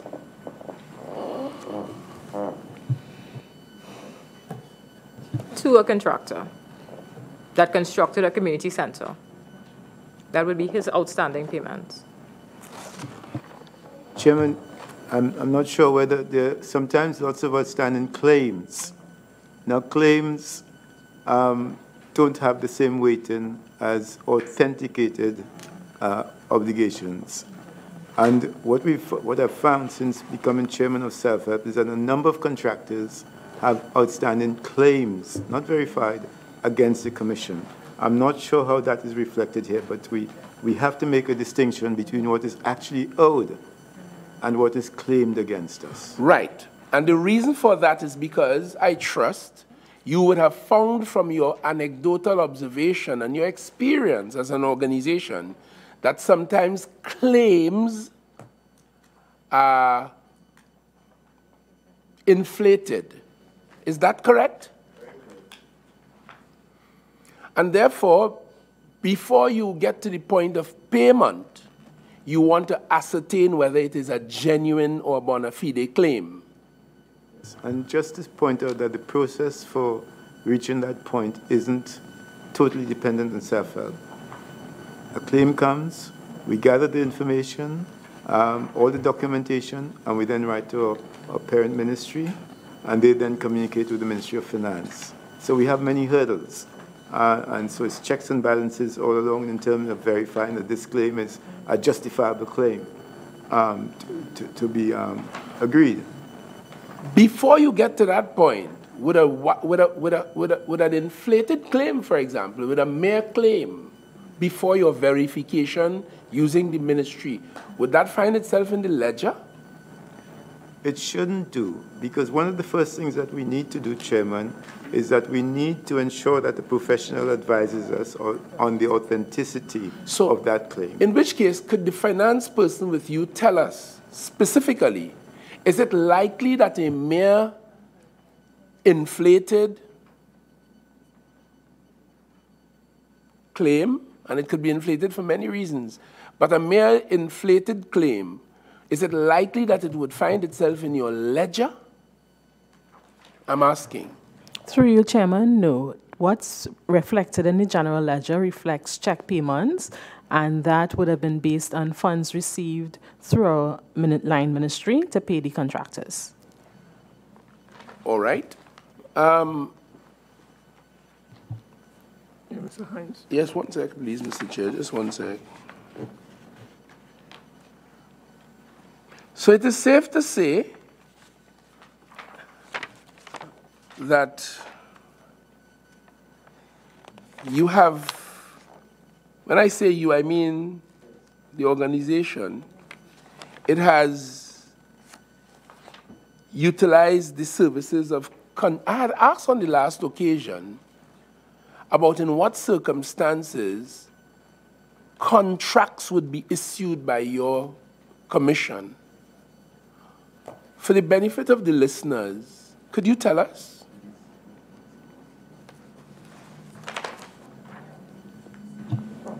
Through you, Chair, contractors would be engaged if the community doesn't possess the necessary technical capacity or the human resources to undertake the actual works to be done. But the philosophy of your organization is about self-help. You are called the Self-Help Commission, where the fundamental understanding is that when the community sees a community need for a drain, because the water coming down in the road and causing degradation of people's walls or what have you, or the very road, or the bridge to get to their homes, 5 houses minimum to benefit. It used to be 8, well, I now hear 5 households. When the community sees a need, it comes together as a community and it approaches the Self-Help Commission and says, listen, we, the community, want to do this project for our benefit. And we would like your help with the materials to do that, but we will put in what we know as the sweat equity. That's the basic philosophy. I see in these ledgers a tremendous amount of activity with contractors. And I'm now hearing contractors are utilized in circumstances where the communities do not have the manpower or the technical capacity to do the work. Now, insofar as technical capacity is concerned, I am not unaware that you, well, answer the question, don't you have people paid by you to provide technical assistance to projects out there, even when the community is at work? Yes, we do, Chair. Yes, we do. Right. So the issue, therefore, of the community not having technical capacity is a non-issue, since you pay people to provide it on a monthly salaried basis. Am I correct? Chairman, just a moment, please, Mr. Zephyrin. Let me get an answer from Ms. Phillip. That is correct, Minister. However, you would find in certain areas the more supervision that would be required in terms of the technicality of the project. So you are saying that your employed technical persons are not capable of assisting in all the projects? Yes, they are. But in terms of being on site from 8 to 4, you would need someone there who is able to do that. There's also projects where we would have the road projects. And in terms of paving and so forth, you would need the engagement of a contractor to assist the community in those areas. All right. Mr. Hines, I have to... Yes. Before you proceed, Mr. Chairman, I remain perplexed. Because, you see, I'm concerned. The use of contractors takes us away from the fundamental understanding of this. And I am not unaware, as a public servant and as a citizen of this country, this business of contractors and contracting is a cause for concern. A lot of the depletion of the resources, because the contractor I just made reference to, that is 6.5 million, and there are others with significant figures. So it appears to me a large amount of your money is being spent on contractors, which is inconsistent with the philosophy of this self-help program. Would you agree or disagree with that? Chairman, I just want to point out that the big money items we see there would be related to the construction of community centers. I believe that the average size, the high average size of a community project, in the sense that you were talking about, would be around the 300 to 500. No, definitely, very rarely, more than $500,000. All right, thank you. I give way, Mr. Chairman. Just a minute. I just have 3 quick areas I'd like to clarify before I ask my colleagues to intervene. Mr. Chairman of National Self-Help, or National Commission, I should say, for Self-Help, could you advise this committee what action you would have taken since we last met to address several positions that the Commission would have created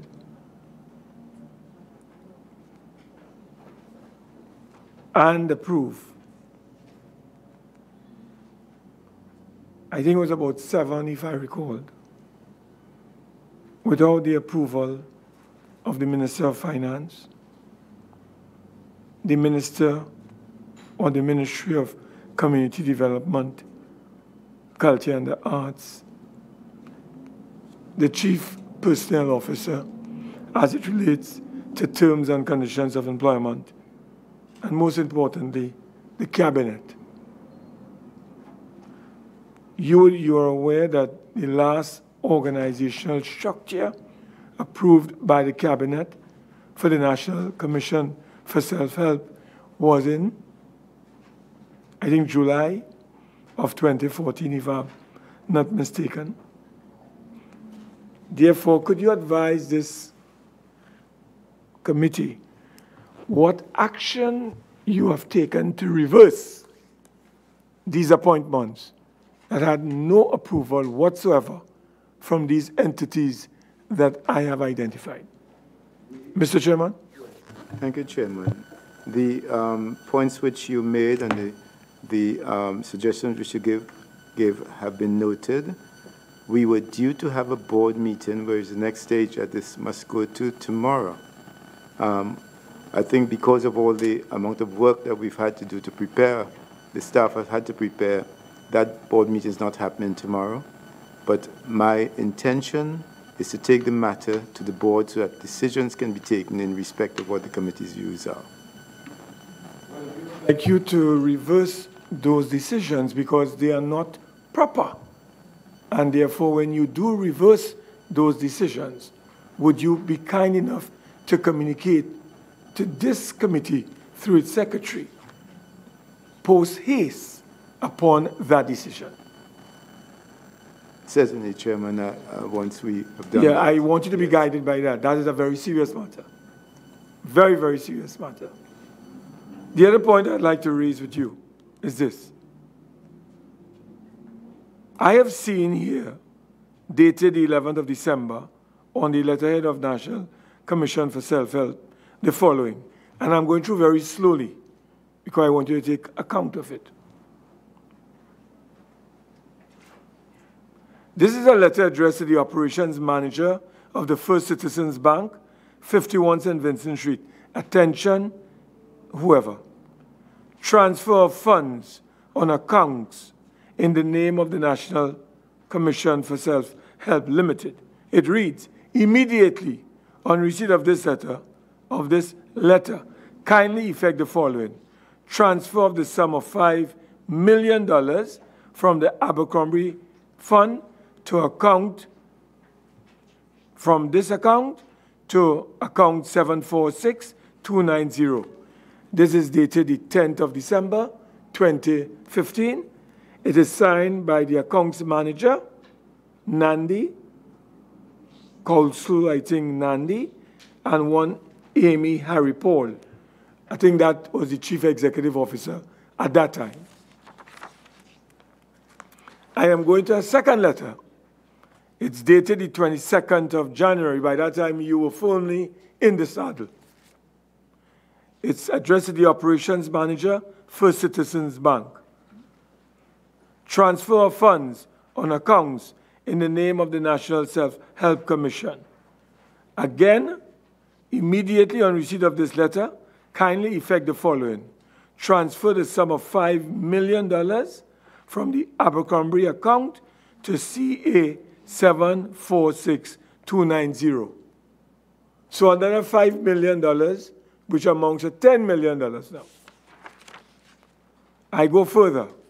On the 4th of April 2017, addressed to the manager, First Citizens Bank, St. Vincent Street, Dear Madam, please be advised that it is our desire to withdraw $2.5 million from the National Self-Help Abercrombie dollar fund account. Further, the money withdrawn is to be credited to the current account 746290 in the name of the National Self-Help. You're talking about $12.5 million.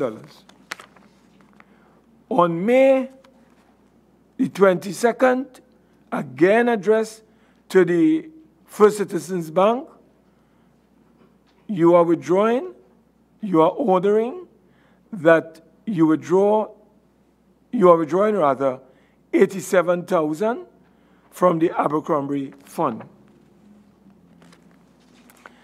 On September the 11th, 2017, from the same fund, addressed to the manager, you are withdrawing $277,000. Now, I raise these matters to you to bring to your attention that under your watch, within the space of less than a year, you would have withdrawn close to $13 to $14 million from that account. We don't know what purpose it was put to, but it was about $14 million in less than 1 year under your watch. You would be aware of it, because why you would be aware? You signed as chairman on the 11th of September 2017 for the $277,000. You as chairman signed for the $87,000. You as chairman signed for the $2.5 million. So you are quite aware of these withdrawals. And then, as I said, the $5 million came under Amy Harry Paul and some counsel Nandi. $5 million in January. Of course, you were then chairman, so you were much aware of this development. I know that you were installed, your board were installed in November, and you first held your first meeting in December. Would you care to share with us when that was? What date that first meeting was held? Chairman, I would have to come back to you. I don't want to be inaccurate. You don't want to? Yes. So could you share with us what was the purpose of this $14 million withdrawal? And what was it utilized for? Yes. Within less than a year. Chairman, you're absolutely right in saying that the inclusive dates that you gave there in January, I would have been chairman of the organization. However, I would want to respond to you in writing because I'm to verify some things. But what I can say to you here, the 4th of the 4th, 2017, this board. The 22nd of the 5th, 2017, this board. The 11th of the 9th, 2017, this board. But I don't want to be speculative. I want to provide you with accurate responses. Yeah. And then my final area is this. Could you share with this committee how many grants would have been issued, distributed between the time you started in 2015 to the current time on an annual basis? How many grants were distributed throughout this country? Chairman, can I ask Mrs. Phillips whether she can answer, please? Thanks. Yes, Mrs. Phillips? Chair, through you, the grants coordinator would have this information. Yes, the grants committee. Could you tell this committee how many grants would have been distributed to the citizenry of Trinidad and Tobago for the period 2015-2016, when the board was installed, and 2016 to 2017, and from 2017 to the present time? How many grants were distributed? Good afternoon, committee. Yes. For the period 2016, we would have implemented some 865 grants. That would have been our MRRG total. For the period 2017, we would have done 408 grants. MRRG, that would be our total.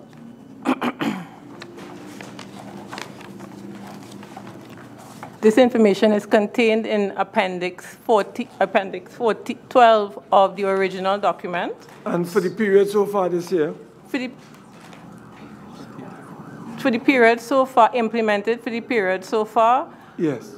Approximately 55 grants would have been issued for the period so far, January to present. Now, would you agree with me that this commission may have lost its way in terms of its mandate?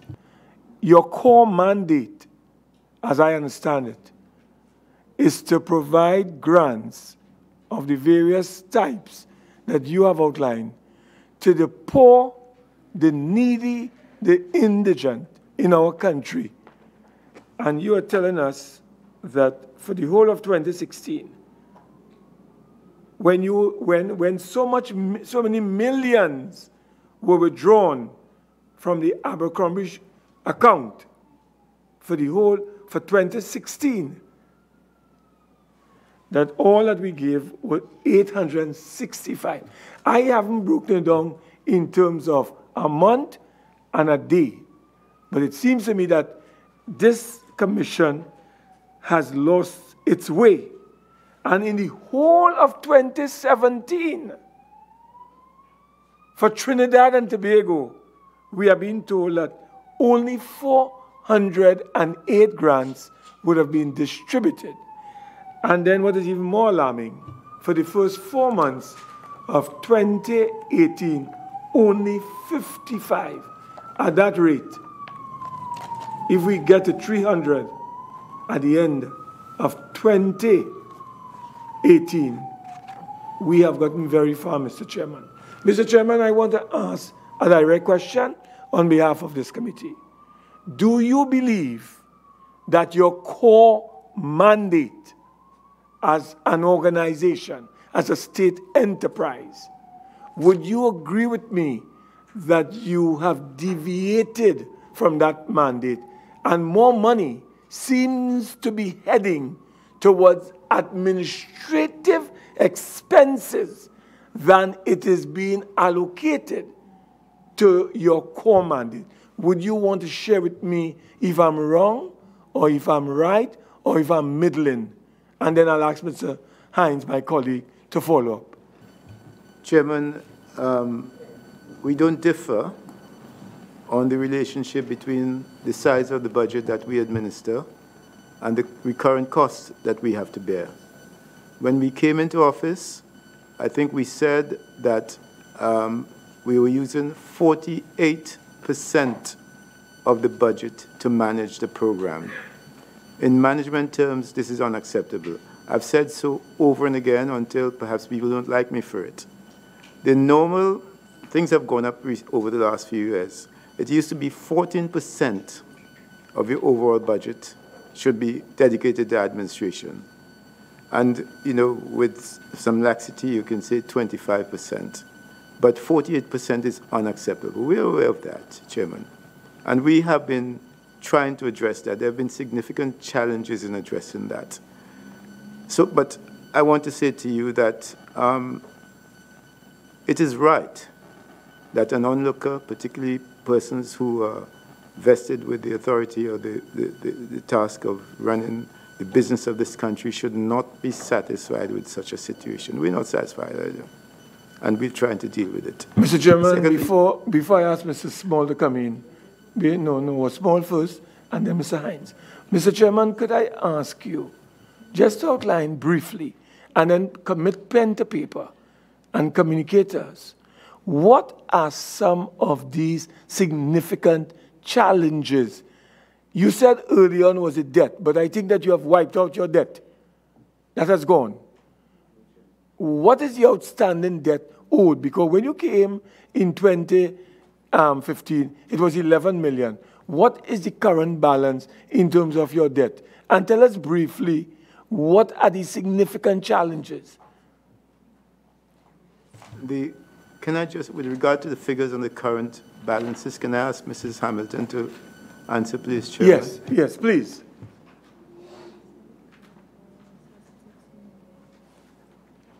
And then Mr. Small and Mr. Hines after, please.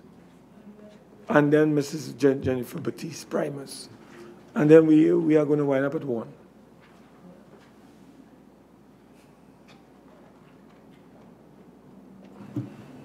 In Yes, our first submission, as at the 14th of March, yes, we had a total debt of 13.6 million. No, you started off at 11 when the chairman first arrived on the National Self-Help Compound. Right. So he had 11 million. Mm-hmm. So you're saying since then, we have now increased by 2 million. So now the total outstanding debt as at the end of March 2018 stood at 13 million. Yes. So in spite of all these withdrawals from the Abercrombie Fund, $14 million from that fund, we are still owing. Things are happening as I'm being told by my friend. Well, let me turn over proceedings to my friend. Just clarify? Mr. Chairman, you want to clarify? I would like to clarify. In 2016, we did not get our full allocation. We were short by, is it 10.11 million? And that really hit us hard. Now, also, given the way we operate, and which all of us say we want to change, that we have a discounting arrangement where we have the money, and then we discount as we go along. And we don't spend and then expect to get, because that has its own problems.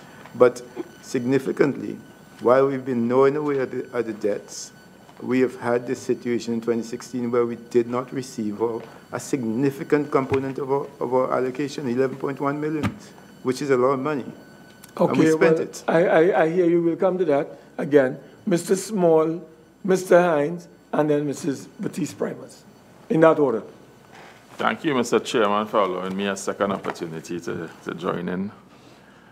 I want to ask a couple of process questions, Mr. Chairman, and I would like the input from the auditor.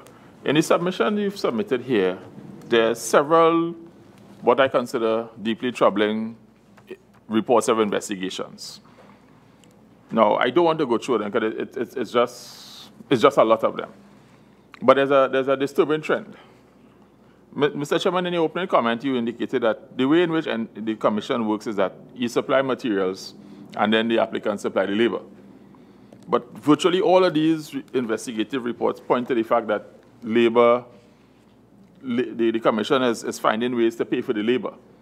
And in several of these, I note here there's no evidence of a written contract.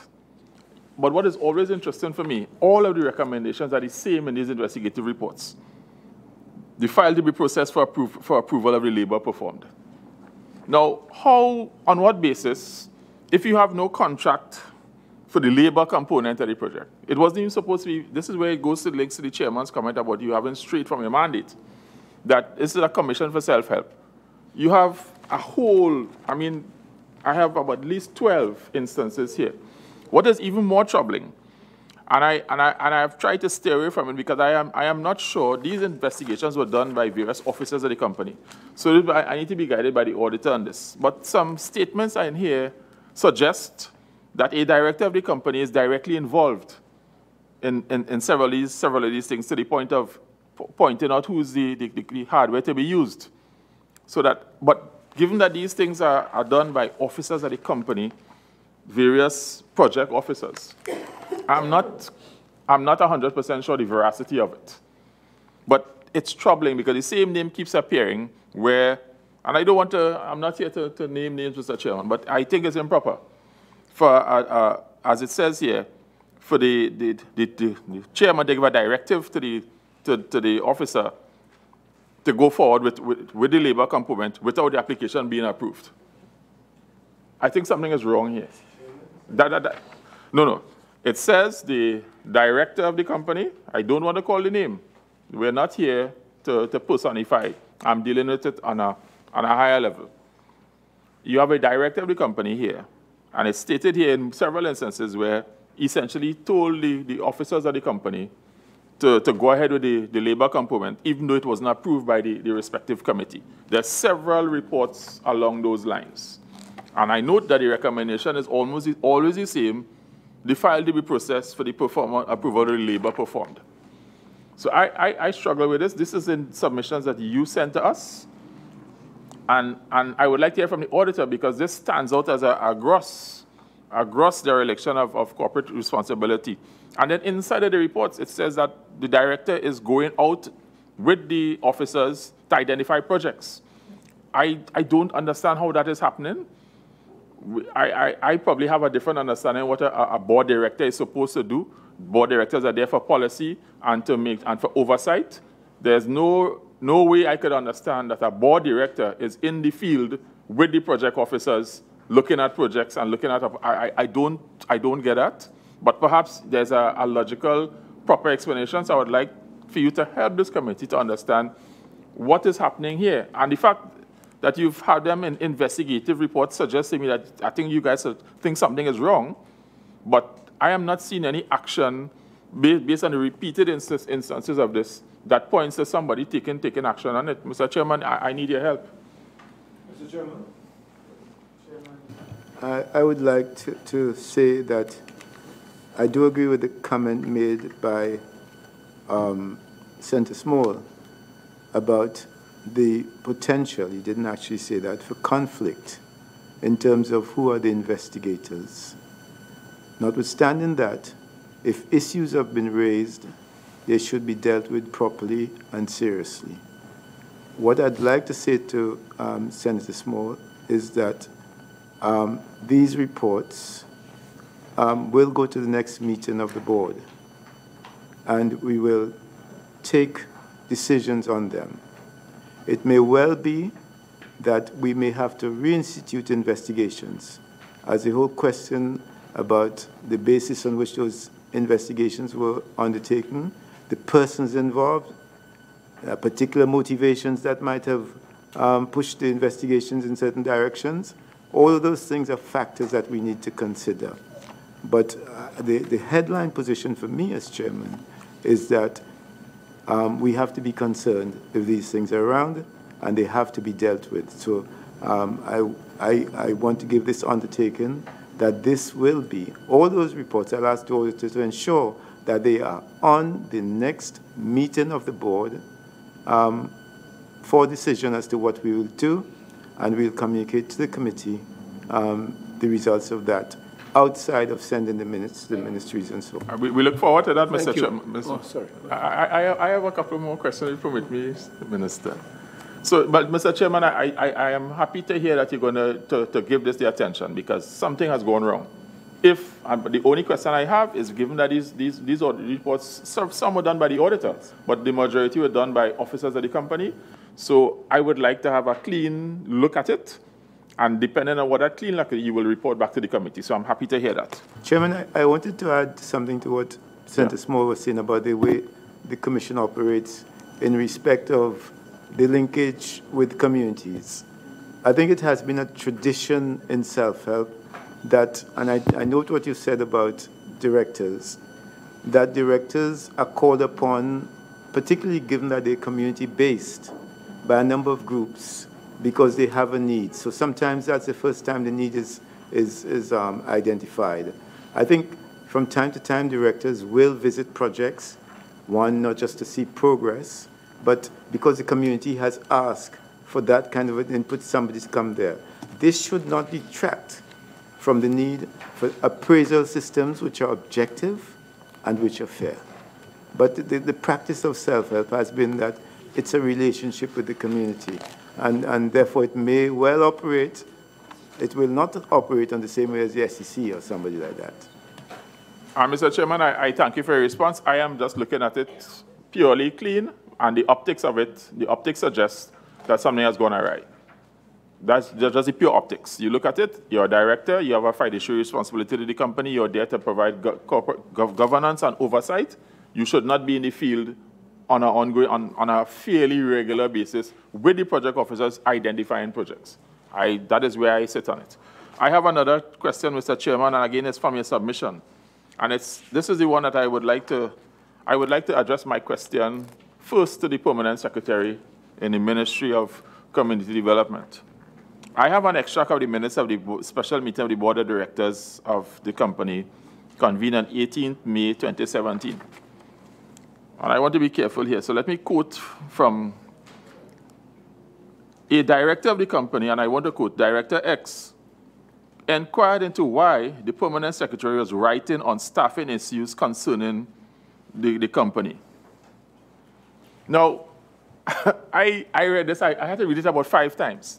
Director X inquired why the Permanent Secretary was writing on staffing issues concerning the company and questioned whether the company employees were writing to the Permanent Secretary to complain. This is an astounding statement in a corporate board minutes. And permit me, Madam Permanent Secretary, for you, it gets worse. It gets exponentially worse. I want to quote again. It is stated that with the current concurrence of other directors, that the board has the authority to create its own organizational structure, and that cabinet approval is not necessary, as the State Enterprises Performance Monitoring Manual gives this power. My little note here in my little red handwriting, it says madness, just a record. And then it gets exponentially worse again. I want to quote, I'm not going to call any name, Director X indicated that there are positions called board positions, which the board of directors are entitled to create without the need for approval by cabinet or the line ministry. My little notes here, I have it as double madness. So, Madam Permanent Secretary, I'm addressing this to you. I am not sure if you are a receiver of these minutes, but these are astounding assertions and statements in our board minutes where they're essentially saying that this is our show. We could do what we want. That is not my understanding, Madam Permanent Secretary. So could you please provide a comment on this before I allow the chairman to respond?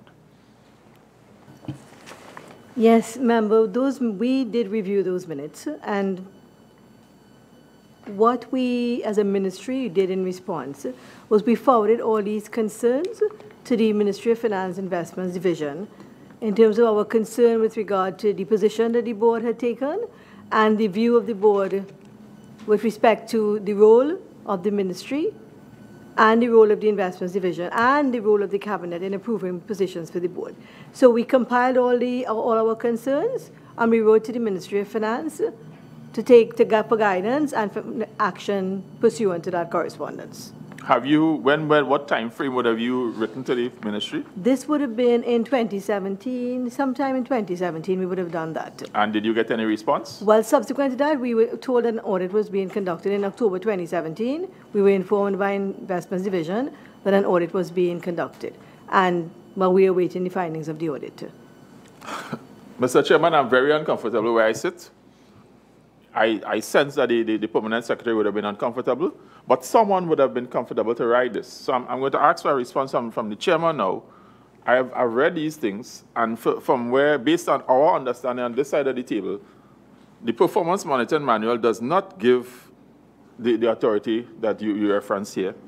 I have not yet heard, I am the chairman in another part of this building of a committee that deals with one little group of entities called state enterprises.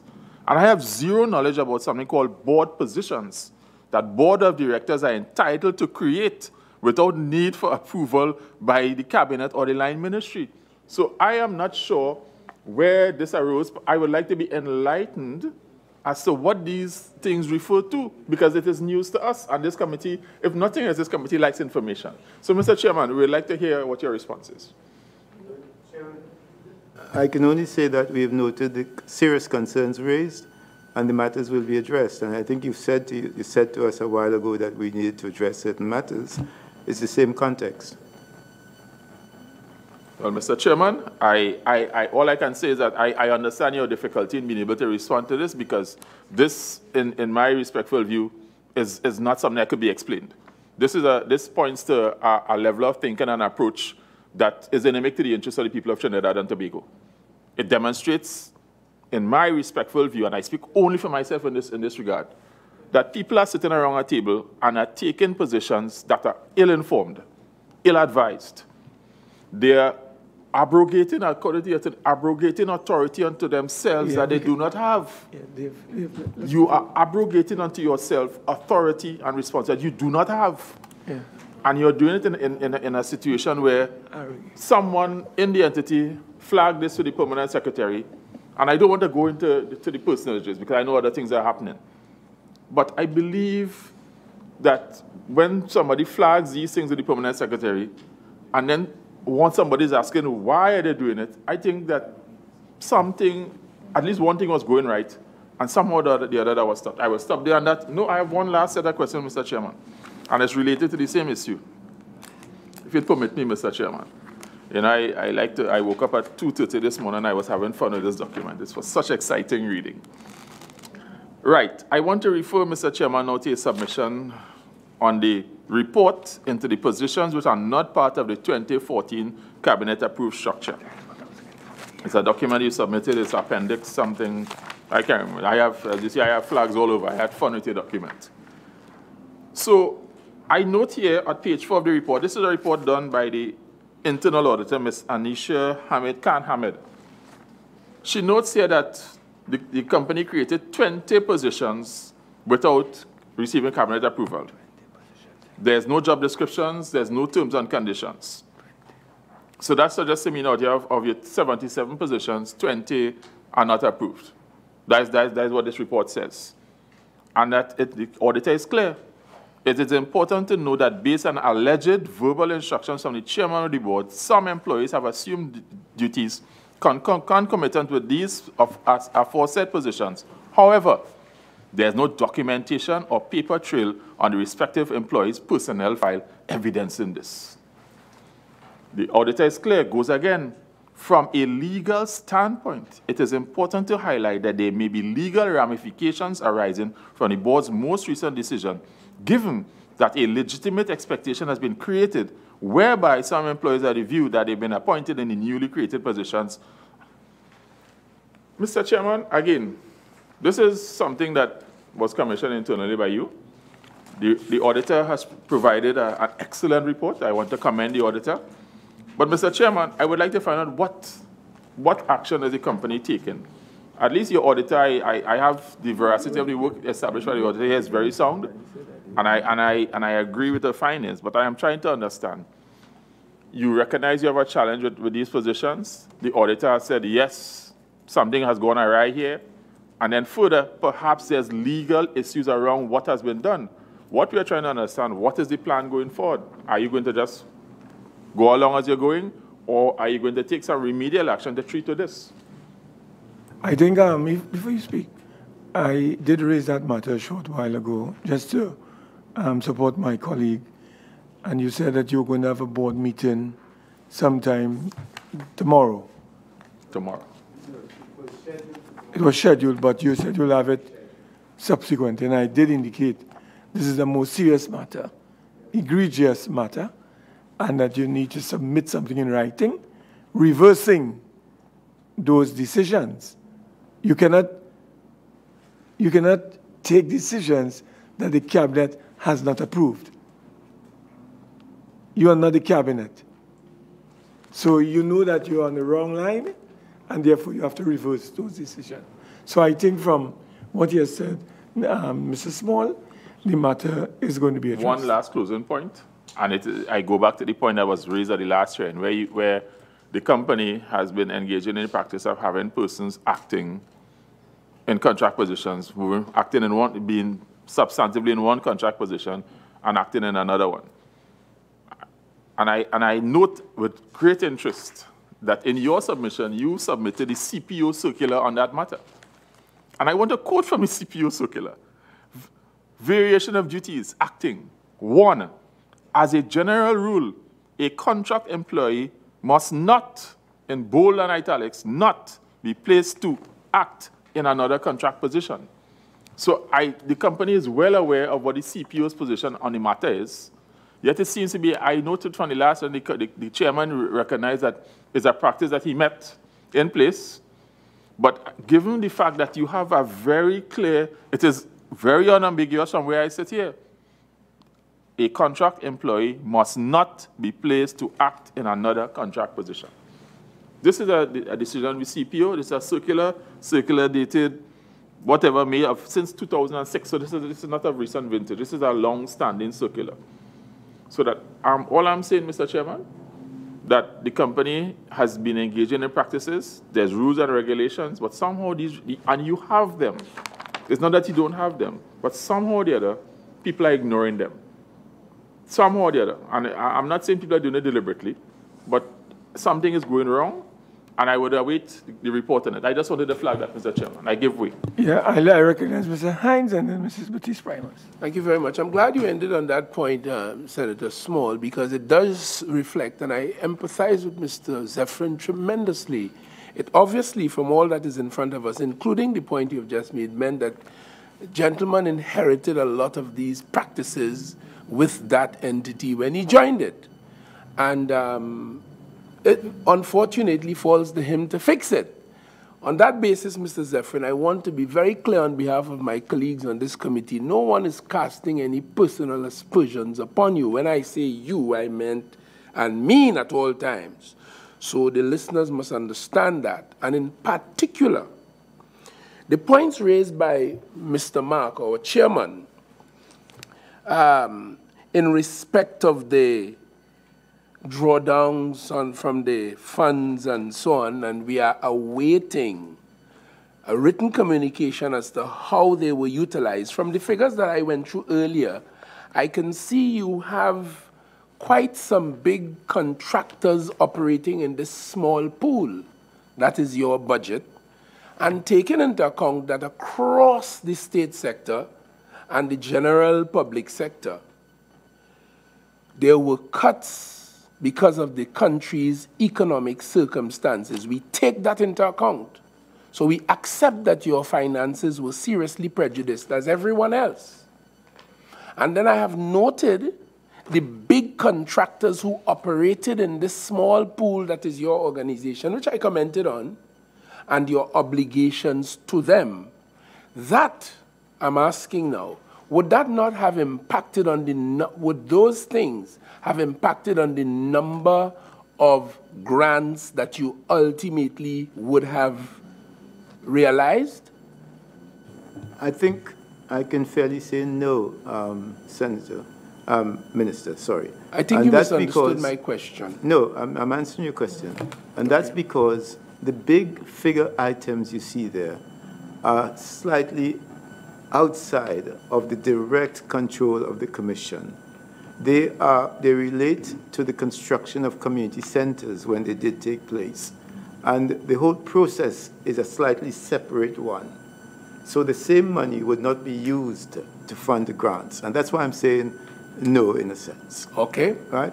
As I said earlier, when we do community projects, and I'm not sure, we haven't done many because the point you made, which I needed to support, is that the sweat equity in terms of the operation of self-help seems to be dwindling. And perhaps this is why we are given more small grants than community grants, because there's a need in the community, but you can't find the people to support the work. So that's a factor. But the point I'm making is that the large figures, the 6.5, the 5 million, the 3 million, the 2 million, they're really related to... I take that. So it may be that the issue has more to do with your funding, your current financial circumstances, in terms of the depletion of the number of grants.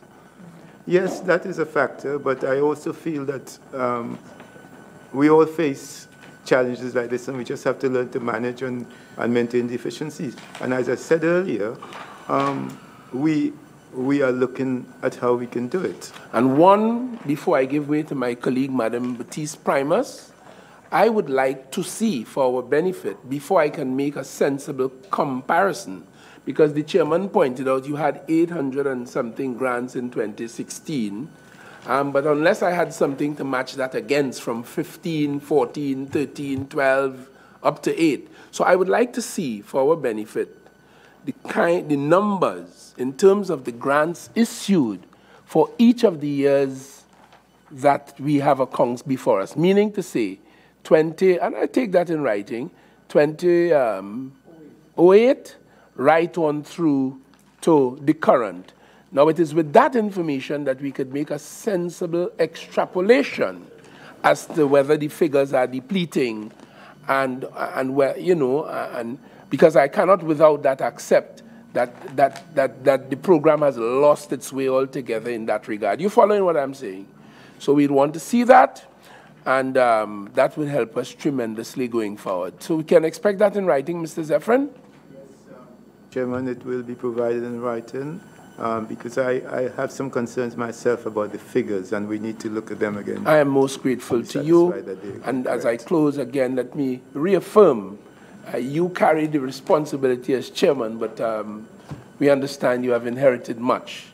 Thank you, Madam. Yes, yes, Mrs. Jennifer Baptiste Primus. Thank you kindly, Mr. Chairman. Mr. Chairman, I sit here for the second time, and I am deeply concerned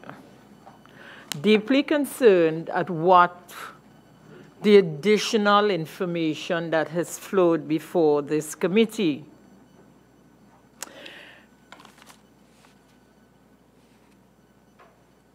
And I'm feeling a bit awkward, Mr. Chairman, because normally these questions, I normally direct these questions to the CEO of an organization, but I find myself having to direct it to the chairman of the board, so it's a bit awkward.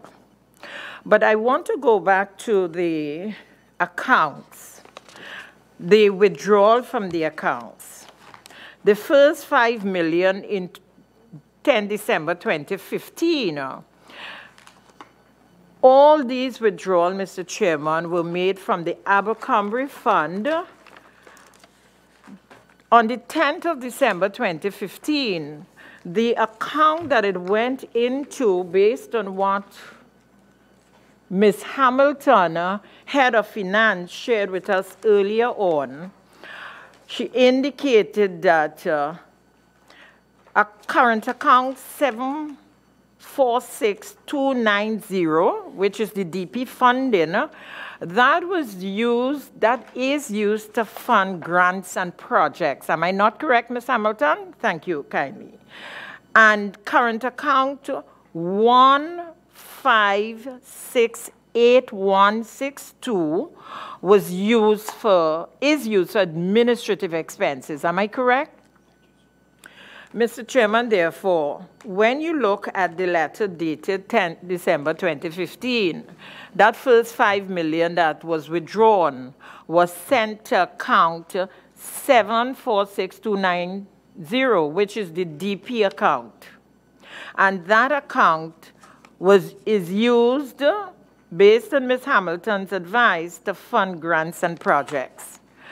By way of letter dated 22nd of January, the other $5 million, which came out of the Abercrombie account, was also sent to the current account 746290, which funds grant. Am I correct so far, Ms. Hamilton? Thank you kindly. On the 4th of April 2017, that $2.5 million went into the DP account to fund grants. However, the letter of 22nd May 2017, that $87,000 went into current account 1568162, administrative expenses. So that withdrawal of $87,000 went into the account from which administrative expenses are met. Am I not correct? That's my understanding.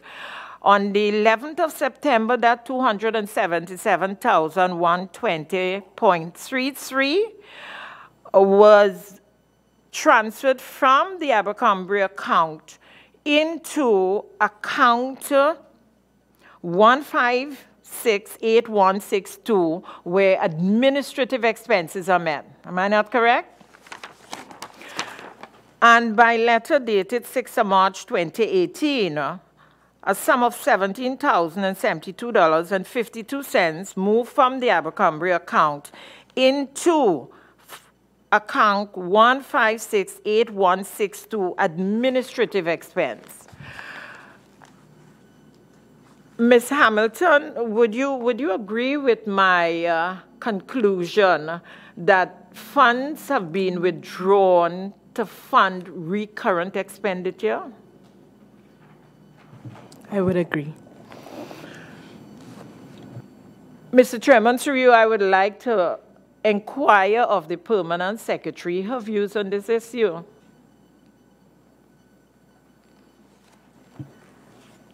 Member, as far as I'm aware, the practice is that monies that are allocated for DP projects are to be utilized for DP projects. The funding that comes through the Ministry of Community Development, Culture and the Arts is separated into two: the recurrent funding for the operational expenses and funding for the aided self-help program, which is the projects, etc. And they are disbursed under different conditions. So they are to be used for the specific purposes that they are disbursed: operational and development program funding. So as far as I'm aware, they are to be used for the intended purposes. Thank you very much. Mr. Chairman, who are the signatories to the accounts of Self-Help Commission? There is a profile of signatories at different levels, which we inherited when we came in. You have the profile that you can read out more accurately than me. Some checks are signed by the chairman and the CEO. Others are signed by two officers.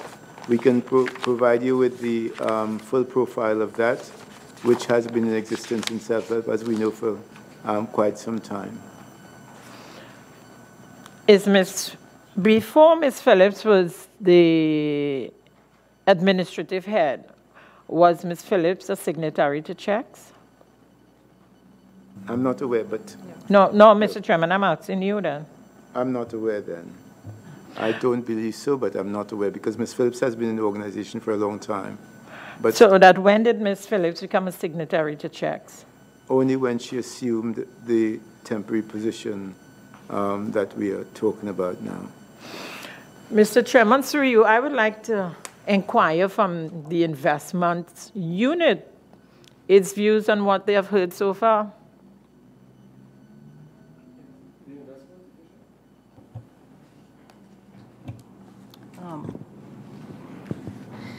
Through you, Chair, with respect to the funding, I'm not too sure exactly which one, but with respect to the funding, I agree with the EPS. Whatever purpose the funding was given for, that is what is supposed to be used. With respect to these check signatories, that is normally approved by the board of directors. Mr. Chairman,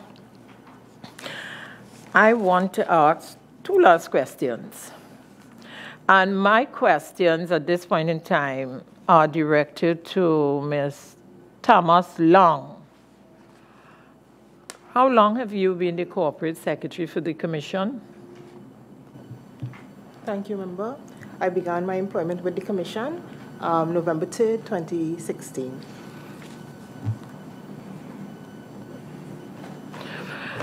As corporate secretary,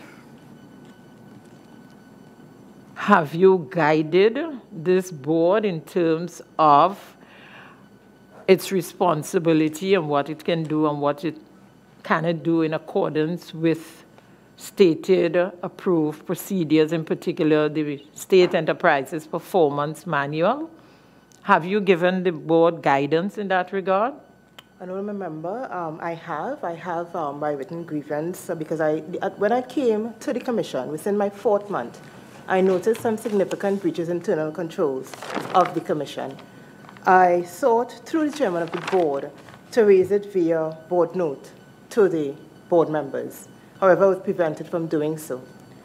When that occurred, I had no choice, so I opted to raise a grievance. In that document, I would have highlighted some significant governance issues, as well as issues as to how legal matters were being handled. Furthermore, members, if you look at we have submitted the minutes of the board of directors, the executed minutes. You would see within the minutes where either myself or my designate, the legal officer, would have advised the boards on several occasions pertaining to their actions. For instance, with respect to the creation of positions, we would have shared with the board the cabinet minute, relevant cabinet minute 1160, which is clear in terms of what a board can and cannot do. It is clear that cabinet approval. You are saying, you are sharing with this committee, Ms. Thomas Long, yes, that in your capacity as corporate secretary, you share that information, yes, with the board, and it's in the with minutes. The chairman? It's in the minutes, Honourable Member. I know, but I have to ask Ms. Thomas Long. I can't rely always on what is here. So that the board, the chairman and the board, they were aware that in taking certain decisions, that those decisions were not in conformity with the cabinet's authority. Yes, the board was aware. And as Mr. Small read from the minutes, at that same meeting, we would have put forward the cabinet minute, the legal officer. It was enclosed in a legal report which went to the board. However, a director, well, we heard what the director would have said as regards to board position. So it's not that the advice was not given. It's a matter of the advice was not heard.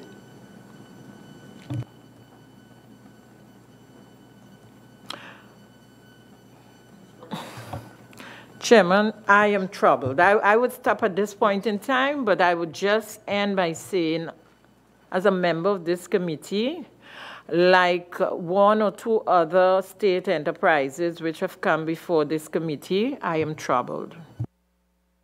One final question. Just a quick seeking of clarification from I think it's the head of finance, Mrs. Hamilton. I am looking at your document here, National Transaction Detail DP account. And I want to just take you to page 19. There are several other things. But in December 2016, the company, I want to be correct, it suggests you made a payment of $300,000 to TSTT. Now, I've noted that through all the submission, there's lots of payments to TSTT, but little amounts, $11,000, $12,000. what would have been, and if you can't answer, provide it in writing. I don't intend to stress you, but I feel it stands out. You pay $300,000 to TSCT when throughout all the periods, there's little payments, $12,000, $13,000 to TSCT, and then for some reason, there's a huge amount of $13,000, $300,000 for $300,000. And it's a nice even number. It's not, $301,660. It's a nice flush number. So I'm not understanding what that is about. And given that your recollection is not on this, could you provide this in writing through the chairman? Mr. Chairman, also I would like to go back to your other submission, your transaction detail for your recurrent account. I noticed, could you tell me, I hate calling the names, but there's a payment of $119,000 being made to an entity every month. You're aware of that? What is that about? That is rent for our head office. Rent for the head office? Yes. And only the head office? Only the head office. So the rent for the other doesn't fall under this?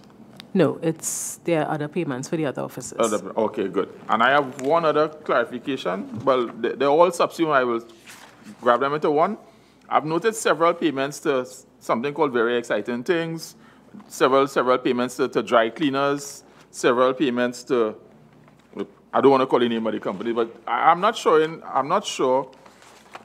again, I won't stress you, but if you're making payments to a dry cleaner, I'm not sure what that is about. Perhaps you have drapes, or when you have board meetings, you have to do the, I don't know. But I'm saying that many of them, if it was one but it's several of them. So again, I suppose there's a nice logical explanation, and we will take it in writing. We won't stress you because I know the chairman is looking at the time. Thank you very much, Mr. Chairman. Yeah, well, thank you so very much. May I, on behalf of the Public Accounts Enterprises Committee, bring this meeting to a close? And may I ask the chairman just give us a tight few closing remarks, and the permanent secretary, and we will bring our proceedings to a close. Mr. Chairman. Thank you very much, Chairman. I want to say, like I've said before, that some very serious issues have been raised. Some legitimate concerns have been raised by members here. Those matters will be taken to the board and treated with. The organization is experiencing a number of challenges on different fronts. So we have to be able to manage all of those conflicting priorities, if I can call them that in a kind of way, at the same time. We recognize that there are some positions which we should have taken in terms of decision-making that we need to look at again. We'll certainly do that. I look forward to the overall recommendations that flow from this hearing so that we can address them in the most serious manner and treat with them. I thank you for the opportunity on behalf of myself, my colleagues on the board, and the staff. Thank you very much. Madam Permanent Secretary. Thank you, Chairman. The Ministry of Community Development, Culture and the Arts has noted the concerns and the issues raised, noting also that we have shared oversight of the National Commission for Self-Help with the Investments Division.